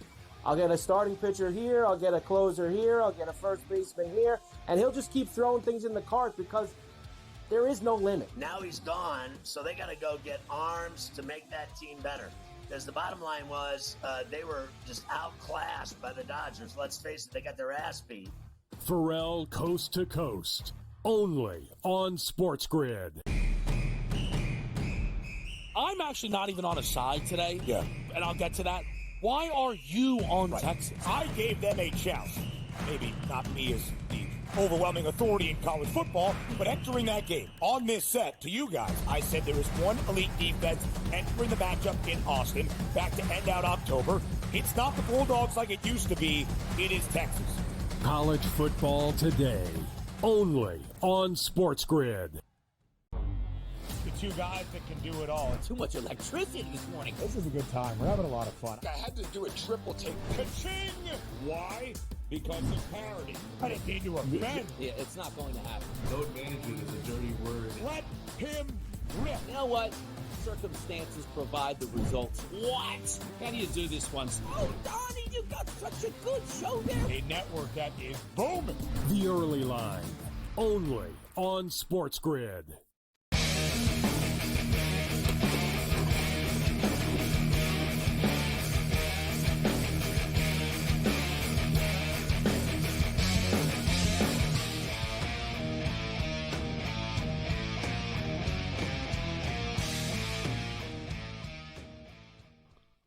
All right, thanks a lot, Esmond, for joining us on the program. We had a full house tonight. Extra guests. We weren't on last night. 69-68 right now after 3 quarters of play in H-Town. In-game totals 193.5. So they're not even at 140. We're at 137 points right now. And it's a defensive battle. The Rockets can't shoot, but they're really good defensively, and the Warriors are really good defensively. It's almost like a college game. It feels like an NCAA tournament game almost. Like, they're really battling for every possession. No one's really getting open looks. It is a good, it's not I said far from a classic. It's not an offensive masterpiece, but I know Ian Cameron's watching the game who joins us right now, and Babano. It is an intense game. Like, they are playing hard. Points are hard to come by. Like I said, they're slapping the ball in the paint. Like, no one's giving anyone a free look here in this game. Well, it's refreshing. All these NBA regular season games throughout the season, it's just the back and forth, up and down the court. Nobody's guarding. Nobody's rotating on defense, contesting shots as aggressively as they should. And it's true. And now we get a defensive game, and I complain. Hey, what's going on? This game sucks. It's true. Like, come on, more offense. But it's nice to see the intensity on that end of the basketball court finally show up. And it's amazing what a trip to Vegas for a week and being able to do all kinds of fun stuff and play a couple games there can do to motivate a NBA player to play some defense. Yeah, and I don't think they care about the NBA Cup at first. But once they get this far, and then they start to realize, I'm going to get $1 million or whatever it is. If we win, I think they get whatever. They get a nice chunk if they win. Yeah. So suddenly it's like I get a free trip to Vegas, and we're going to be there for a bunch of days, and it breaks the monotony of the year. And plus, Cam, it's almost like the NBA Summer League. Like, if you're like a team like the Atlanta Hawks, it'd be a big accomplishment to win the NBA Cup. You'd be actually stoked. Like, you would, like, come back home, hey, we won the NBA Cup. That's a great like, point by you. And I'd say Atlanta's very dangerous, Gabe. You talked about the recent hot play. Like, that's the type of team we talked about. Like, I'm taking them against the Bucks. I'm taking Atlanta. They're red hot, Atlanta. Big time. And I actually think if Houston can find a way to get by Golden State in this game, I think they could beat Oklahoma City. I just want to – it's one of those things. I really like Atlanta where you're coming from, Gabe. I think that's the play. This team's on fire right now. I think Oklahoma City will beat Atlanta. I think that's how it's going to play out. What do you think, Babano? I think that would be a great game because we know Atlanta can light it up. And when Trae Young is locked in and capable of dominating and taking over a game, that's often what you want in these kind of tournament settings. Look at the NCAA tournament. I know it's college, but you get a guard that just takes over and is making shots and making plays. You can win a basketball game. And Trae Young kind of showed that earlier tonight for Atlanta. They'll be going up against, arguably the best defensive team in the NBA, Oklahoma City, if that's your final. It's a great matchup. I have OKC as a bet to win this cup, so I'm cheering for the Thunder. I hope they get it done, but I'd beat that Atlanta. If it comes to a Hawks-Thunder final, that wouldn't be an easy game for OKC, but I'd like their defense still to prevail. College basketball right now. San Diego State are up 70-54 on Cal Baptist with 7:42 left in the game. And Nevada starting to pull away on South Dakota State, 70-57 right now with a little under 4 minutes remaining. They're currently laying 14.5 right now. All right, Babano, we were sort of starting to jump into some of these bowl games, but we were talking about Army-Navy, and Loud Esmond brought up it is true. He said like 45-10. It's deeper than that. It's like 55-11 type thing. Like, military academy teams against each other have just been a stone cold under, Babano. Yet this year, Navy and Army are both over teams. They're both 7-4 to the over on the season. But historically, and I was going over the numbers, 10 straight years, they haven't gotten over this number at 39, Babano. So it's always scary to bet a total this low in a college football game. But history tells us there's a reason why the number is low. They run the ball up the middle, like both teams. So the clock just ticks, and both teams know each other's offense inside out. They face it in practice every day. I know Army can throw the ball, Navy doesn't, but they don't throw it very much, right? So, this is a grind. I'm liking the under, and I don't know, Cam, like you said, too, Army, they're a better football team, but Loud makes a good point that Navy have had the bye week, and like I said, sort of like we saw, like Michigan didn't have a great year, but we can salvage the year by beating Ohio State. Florida stepped up with some late big. You see the Auburn. These teams come up with big wins. Now, Babano, you could have Navy in a situation where they'd like nothing more to like knock Army off their pedestal and ruin Army's like near perfect season here. That's definitely a motive, and it's Commander-in-Chief trophies up for grabs, and that's not often the case. Hasn't been the case in a long time that the Army versus Navy game will determine the Commander-in-Chief trophy winner. But that's the case here with the game coming up on Saturday. I definitely think Army's the better team, and certainly if you got in on Army early, I don't mind that. But 7's a tough number to lay now at this point in time. And you mentioned they've got the bye week. I could only look at the under. When's the last time a game between these two teams has hit the 40s? Any game that's gone over, it's because the total's been 32.5, 34.5. You're talking about a total of 40 here. We haven't seen a game between these two teams hit 40 points or more in a long, long time. Now, I know the reason the total's higher this year is because this is an all-time great Army offense. Like, the Army offense is a special season with Bryson Daly and Kanye Udo, the tailback. Those two guys have been unstoppable. But at the same point in time, I remember Army playing Air Force earlier this year, another service academy, triple option attack, and they struggled. Now, the counter-argument is Daly didn't play in that game. I get that. That certainly hurt Army. But still, Air Force had a pretty good defensive game plan. It wasn't easy for Army to move the football. And that's why, for me, it's tough to lay 7. I think Army's the better team, but I don't want to lay these many points. I lean Navy. I think the better bet, the one I'm more interested in, though, is at the under, as you mentioned. Last year, guys, the total was 28. And it pushed 17-11, it pushed. That's amazing. That's why This I'm is like, clearly a I'm poll kind of that's been getting adjusted value with higher 39 because of here. Army's offense this year. Oh, big That's time. why And it's you're this getting that high. number because of things have changed with Army's offense. So that's, you are. Yeah, And but he it's seems different very when they friendly. play against another military team. Like, it's different. Like, Exactly. when Army are playing against these other college teams, they hate playing that because they can't stop it, and they're relentless. Like, the Navy are used to it. I think it's a close game. I think Army wins, but, 2017 or something like that. I think it squeezes. Well, the current number, you squeezes. probably have to take Navy. You missed the best of it with Army if you like them. Yeah, that is true. And also, too, I'm not a big college teaser guy. I rarely do them, but in this series, too, like Babano said, it's hard to, they're going to be even. So, all right, winning by 7 isn't easy. So winning by 8 is tough, and then 10, 14, etc. So if you just sort of tack on some points to Navy, I don't think it'll be a blowout, the football game. All right, so we got South Alabama and Western Michigan on Saturday. Saturday night at 9 o'clock Eastern time, the first bowl games. The Salute to Veterans Bowl, Babano. What's your interest level in South Alabama and Western Michigan? 8 and 57.5. Are you betting this game? Well, if I lean Western Michigan, MAC teams, and especially MAC teams in the underdog role the last few years in bowl season have done well, actually, believe it or not. They haven't done that badly this conference. And the problem with Western Michigan is, are they going to be able to stop South Alabama? But Gio Lopez got injured in the final game. We're going to have to see if he's going to be able to suit up. And he's obviously a guy that's had a great season at quarterback for the Jaguars. But if Gio Lopez doesn't go for South Alabama, it would be a loss. At Western Michigan, defense is sketchy, but they've got Hayden Wolf. They've got a quarterback. They've got a pretty good offense themselves.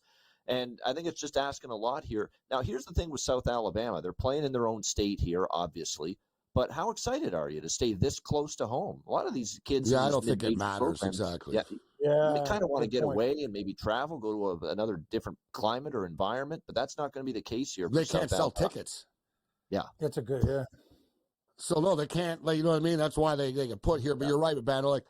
All right, there'll be the students there, but I guarantee you they'll still be, half empty.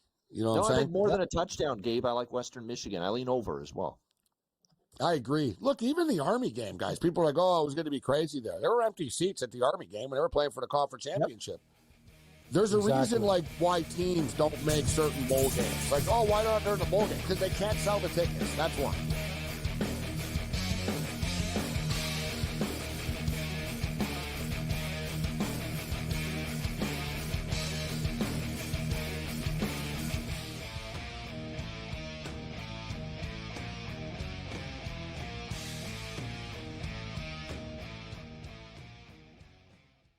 The sharpest football contest show in the land, the Las Vegas Football Contest Show, focuses on Circus Sports Million, Circus Survivor, and the Westgate Super Contest, handicapping the games and releasing our contest picks every week of the season.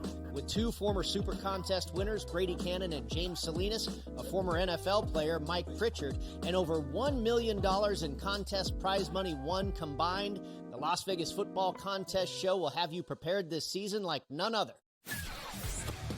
Uncle Stevie can just walk up the aisle like he's at the supermarket. I'll get a starting pitcher here, I'll get a closer here, I'll get a first baseman here, and he'll just keep throwing things in the cart because there is no limit. Now he's gone, so they got to go get arms to make that team better. Because the bottom line was they were just outclassed by the Dodgers. Let's face it, they got their ass beat. Pharrell Coast to Coast, only on SportsGrid. I'm actually not even on a side today. Yeah. And I'll get to that. Why are you on Texas? I gave them a chance. Maybe not me as the overwhelming authority in college football, but entering that game on this set to you guys, I said there is one elite defense entering the matchup in Austin back to end out October. It's not the Bulldogs like it used to be. It is Texas. College football today, only on SportsGrid. The 2 guys that can do it all. Too much electricity this morning. This is a good time. We're having a lot of fun. I had to do a triple take. Ka-ching! Why? Because of parity. I didn't mean to offend. Yeah, it's not going to happen. Load management is a dirty word. Let him rip. You know what? Circumstances provide the results. What? How do you do this one? Oh, Donnie, you got such a good show there. A network that is booming. The Early Line, only on SportsGrid.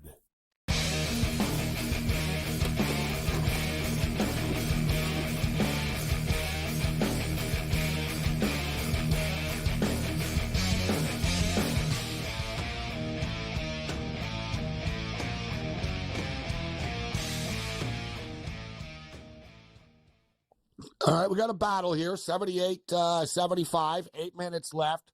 We're all on the Houston Rockets here. Well, me and Cam are. I don't know about Babano, but we want the Rockets, Babano.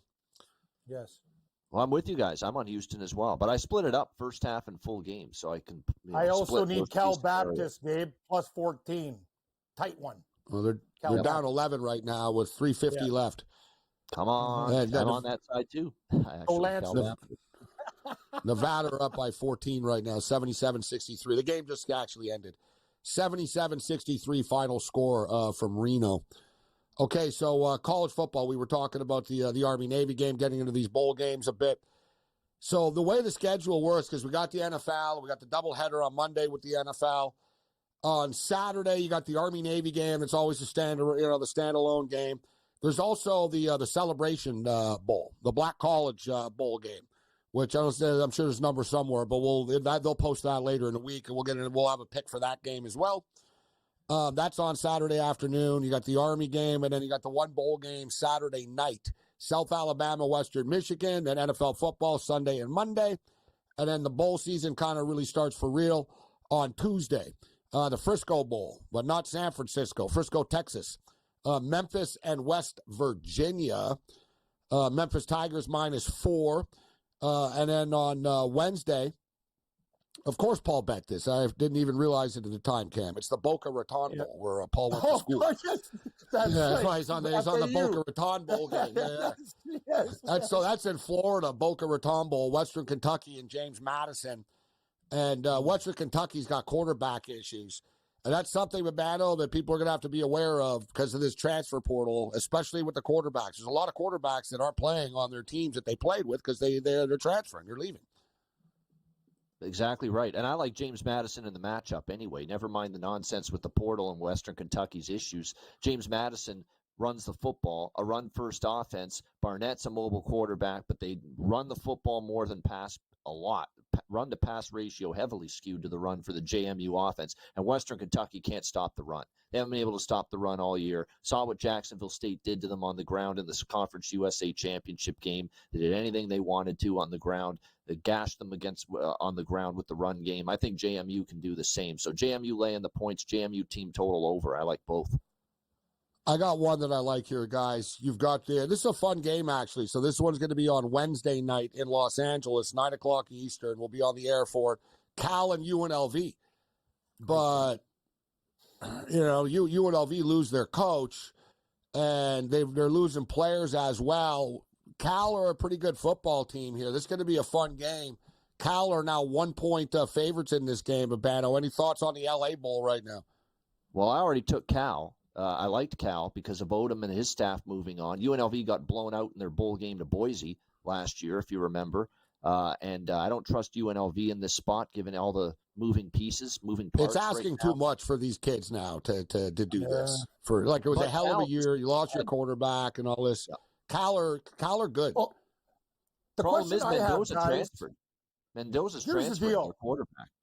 We've seen this in the past. It's this hard game's to gauge. Be an what under. Teams will rally, Gabe? What teams will rally with losses in comparison to teams that'll just fold their tents and give up? Like we've seen 16-point dogs win outright when it's like, no, you're right. Everyone's You're right. leaving through off. Like, and the battle's right. Mendoza's bolted too. He's bolting Cal too. So it's one after another with these guys. It's pretty annoying now. These bowl games are like. The guy behind him is Chandler Rogers. This is a guy that is a 4-year college quarterback. UL Monroe in North Texas before coming to Cal. He's very experienced. We see it all Chandler the time. Rogers played a lot of football for Cal. I still like Cal. Remember last year, Cam and Babano, Miller Moss came in for Caleb Williams in the bowl game, threw 6 touchdown passes, right? Exactly. It's their shot to play. Now it's like, I'm going to be your guy next year, and I'm going to prove it to you by playing well in this bowl game. That's the angle, Morency, the human angle. It's my turn now. And a lot of the time, it's like you're either going to fold or you're going to galvanize your team together. And it's hard. I remember back in the day, Michigan State was like an 18-point dog to Texas Tech when they were like with like the Mahomes era. They beat them outright. Like you're going to see crazy stuff in bowls where these double-digit dogs win outright by a lot. Like, Gabe, we've seen things go nuts in these bowl games before. Be careful. We got to get to Cam's golf picks. We'll get them on the other side. But Babano, NFL football, Rams tomorrow night are now getting a full 3 against the 49ers. We've had different opinions on this game. Bovey doesn't think much of the Rams, although Bovey doesn't think much of any team, if you notice. No, he doesn't. I'm not impressed with the Bills. I'm not impressed with the Steelers. I'm not impressed with the Eagles. I'm not impressed with like Tony Finn has trust issues, and Bovey hates every team. Bovey's like, the Rams aren't that good. He's going off there. He's not a fan of the Rams. But he didn't love the Niners here, but he was just saying he doesn't think the Rams are that good of a football team. The Rams aren't a great home team. I know they won last week against the Bills, but they're actually a pretty good road team, the Rams. I don't think the 49ers are that good, Babano, and I don't think they should be 3-point favorites in this game. What do you think about the Thursday Nighter? So I'm on the Niners. I'm against you here just because I think the spot's horrible for the Rams. They're going on the road after the best game they could possibly play against Buffalo last week, a thriller down to the wire finish. I think it's a tricky spot. I think San Francisco, they had a meeting, players, coaches before. Now, look, it's Chicago, but they had a meeting before that, said we need to get our ass in gear and we need to turn it around and make something of this season. And they blew out the Bears, who I thought were going to bring something after Eberflus got fired. They would give them a bump, and it didn't happen. Niners blew them out. So I think the Niners are reinvigorated. I like the spot for them more than the Rams. So I do like the Niners. I like the over. I think both offenses are the units to trust more than the D for really both sides. Total 49 in the game. The 49ers are minus 155 on the money line. The Rams plus 130. Massive game. Must-win situation for both teams, really. Yep. Trying to track down the Seattle Seahawks, who another one, Cam, Bovey said, not impressed with Seattle, as you heard him say. I didn't like that. It was much. 3. It's 2.5 now. You're right. I was impressed with Charbonnet filling in for Walker. He was great against Arizona. Very impressed. What's the deal here? Leonard Williams has been the best defensive player in the NFL the last month. Thank you, Morency. That's why they're winning. That's why they're winning a lot. Leonard Williams is terrorizing people. You are correct. And now their front-run draft pick, Murphy and Williams, like these guys are good, man. Watch out, Green Bay. Seattle's coming for you. I like the Seahawks as a live dog this week. And, we beat up the Cardinals. Maybe we can beat up the Packers. Let's go. It was 3, but like I said, 2.5 right now. Warriors are up by 4. The Rockets need to stop. They just got it, but then they score. 83-79, 5.5 left.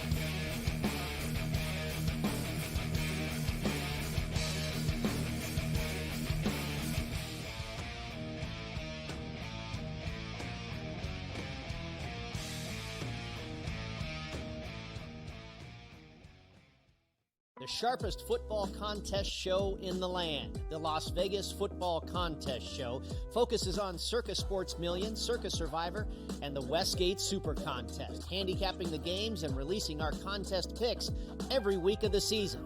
With 2 former Super Contest winners, Brady Cannon and James Salinas, a former NFL player, Mike Pritchard, and over $1 million in contest prize money won combined, the Las Vegas Football Contest Show will have you prepared this season like none other.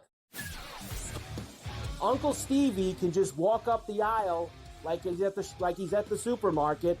I'll get a starting pitcher here, I'll get a closer here, I'll get a first baseman here, and he'll just keep throwing things in the cart because there is no limit. Now he's gone, so they got to go get arms to make that team better.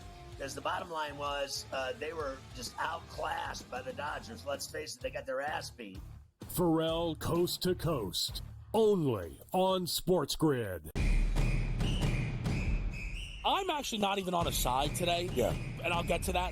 Why are you on Texas? I gave them a chance. Maybe not me as the overwhelming authority in college football, but entering that game on this set to you guys, I said there is one elite defense entering the matchup in Austin, back to end out October. It's not the Bulldogs like it used to be. It is Texas. College football today, only on SportsGrid. Two guys that can do it all. Too much electricity this morning. This is a good time. We're having a lot of fun. I had to do a triple take. Ka-ching! Why? because of parity. I didn't mean to offend. Yeah, it's not going to happen. Load management is a dirty word. Let him rip. You know what? Circumstances provide the results. What? How do you do this one? Oh, Donnie, you got such a good show there. A network that is booming. The Early Line, only on SportsGrid.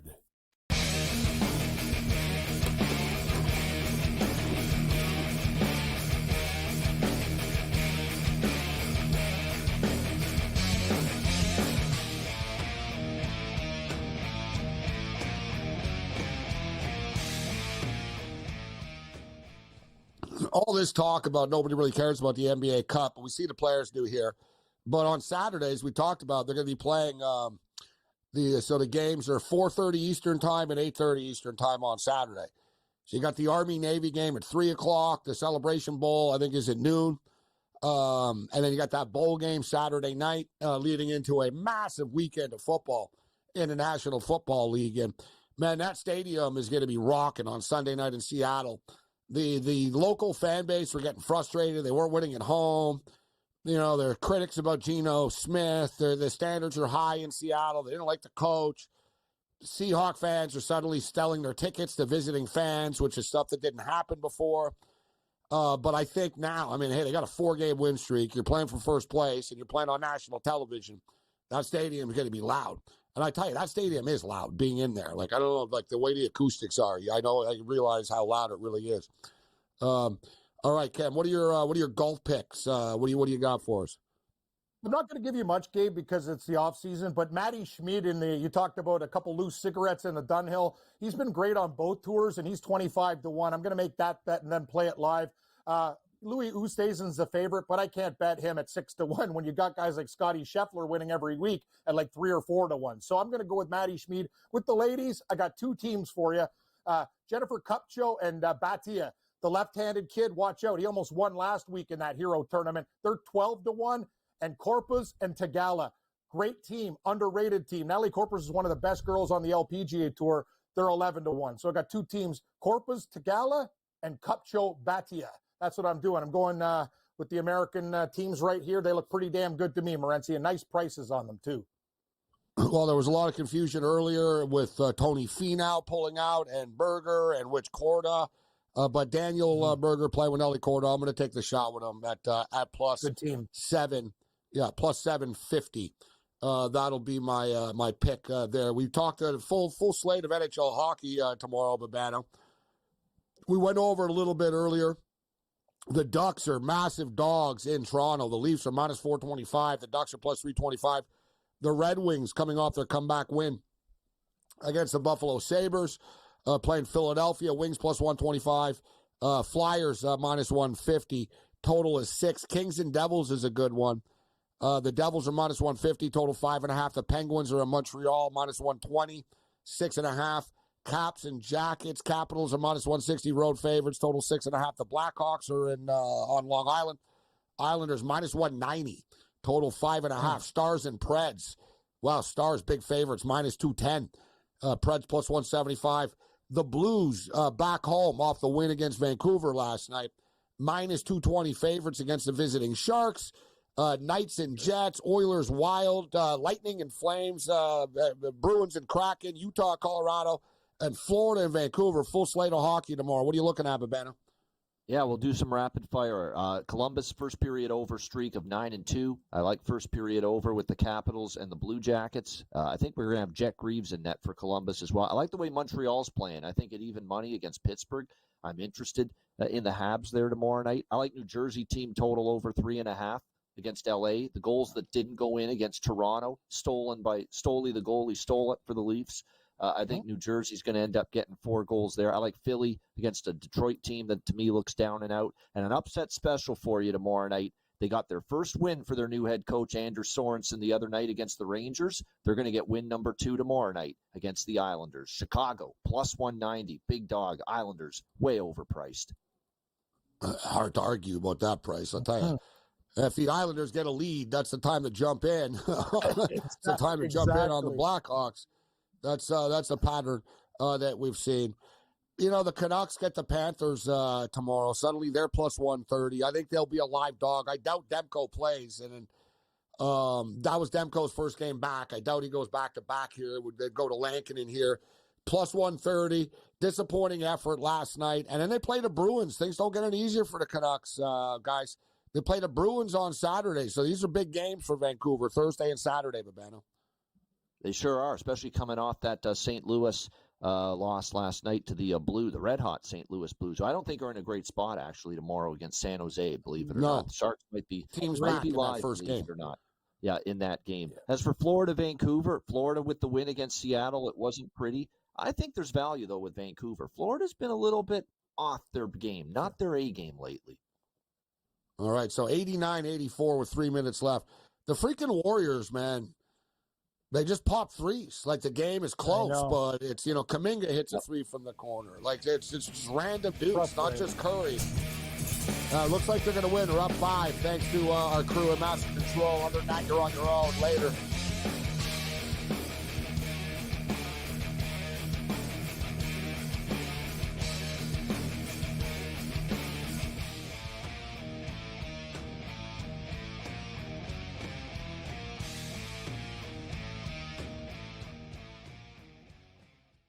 The sharpest football. I'm actually not even on a side today. Yeah. And I'll get to that.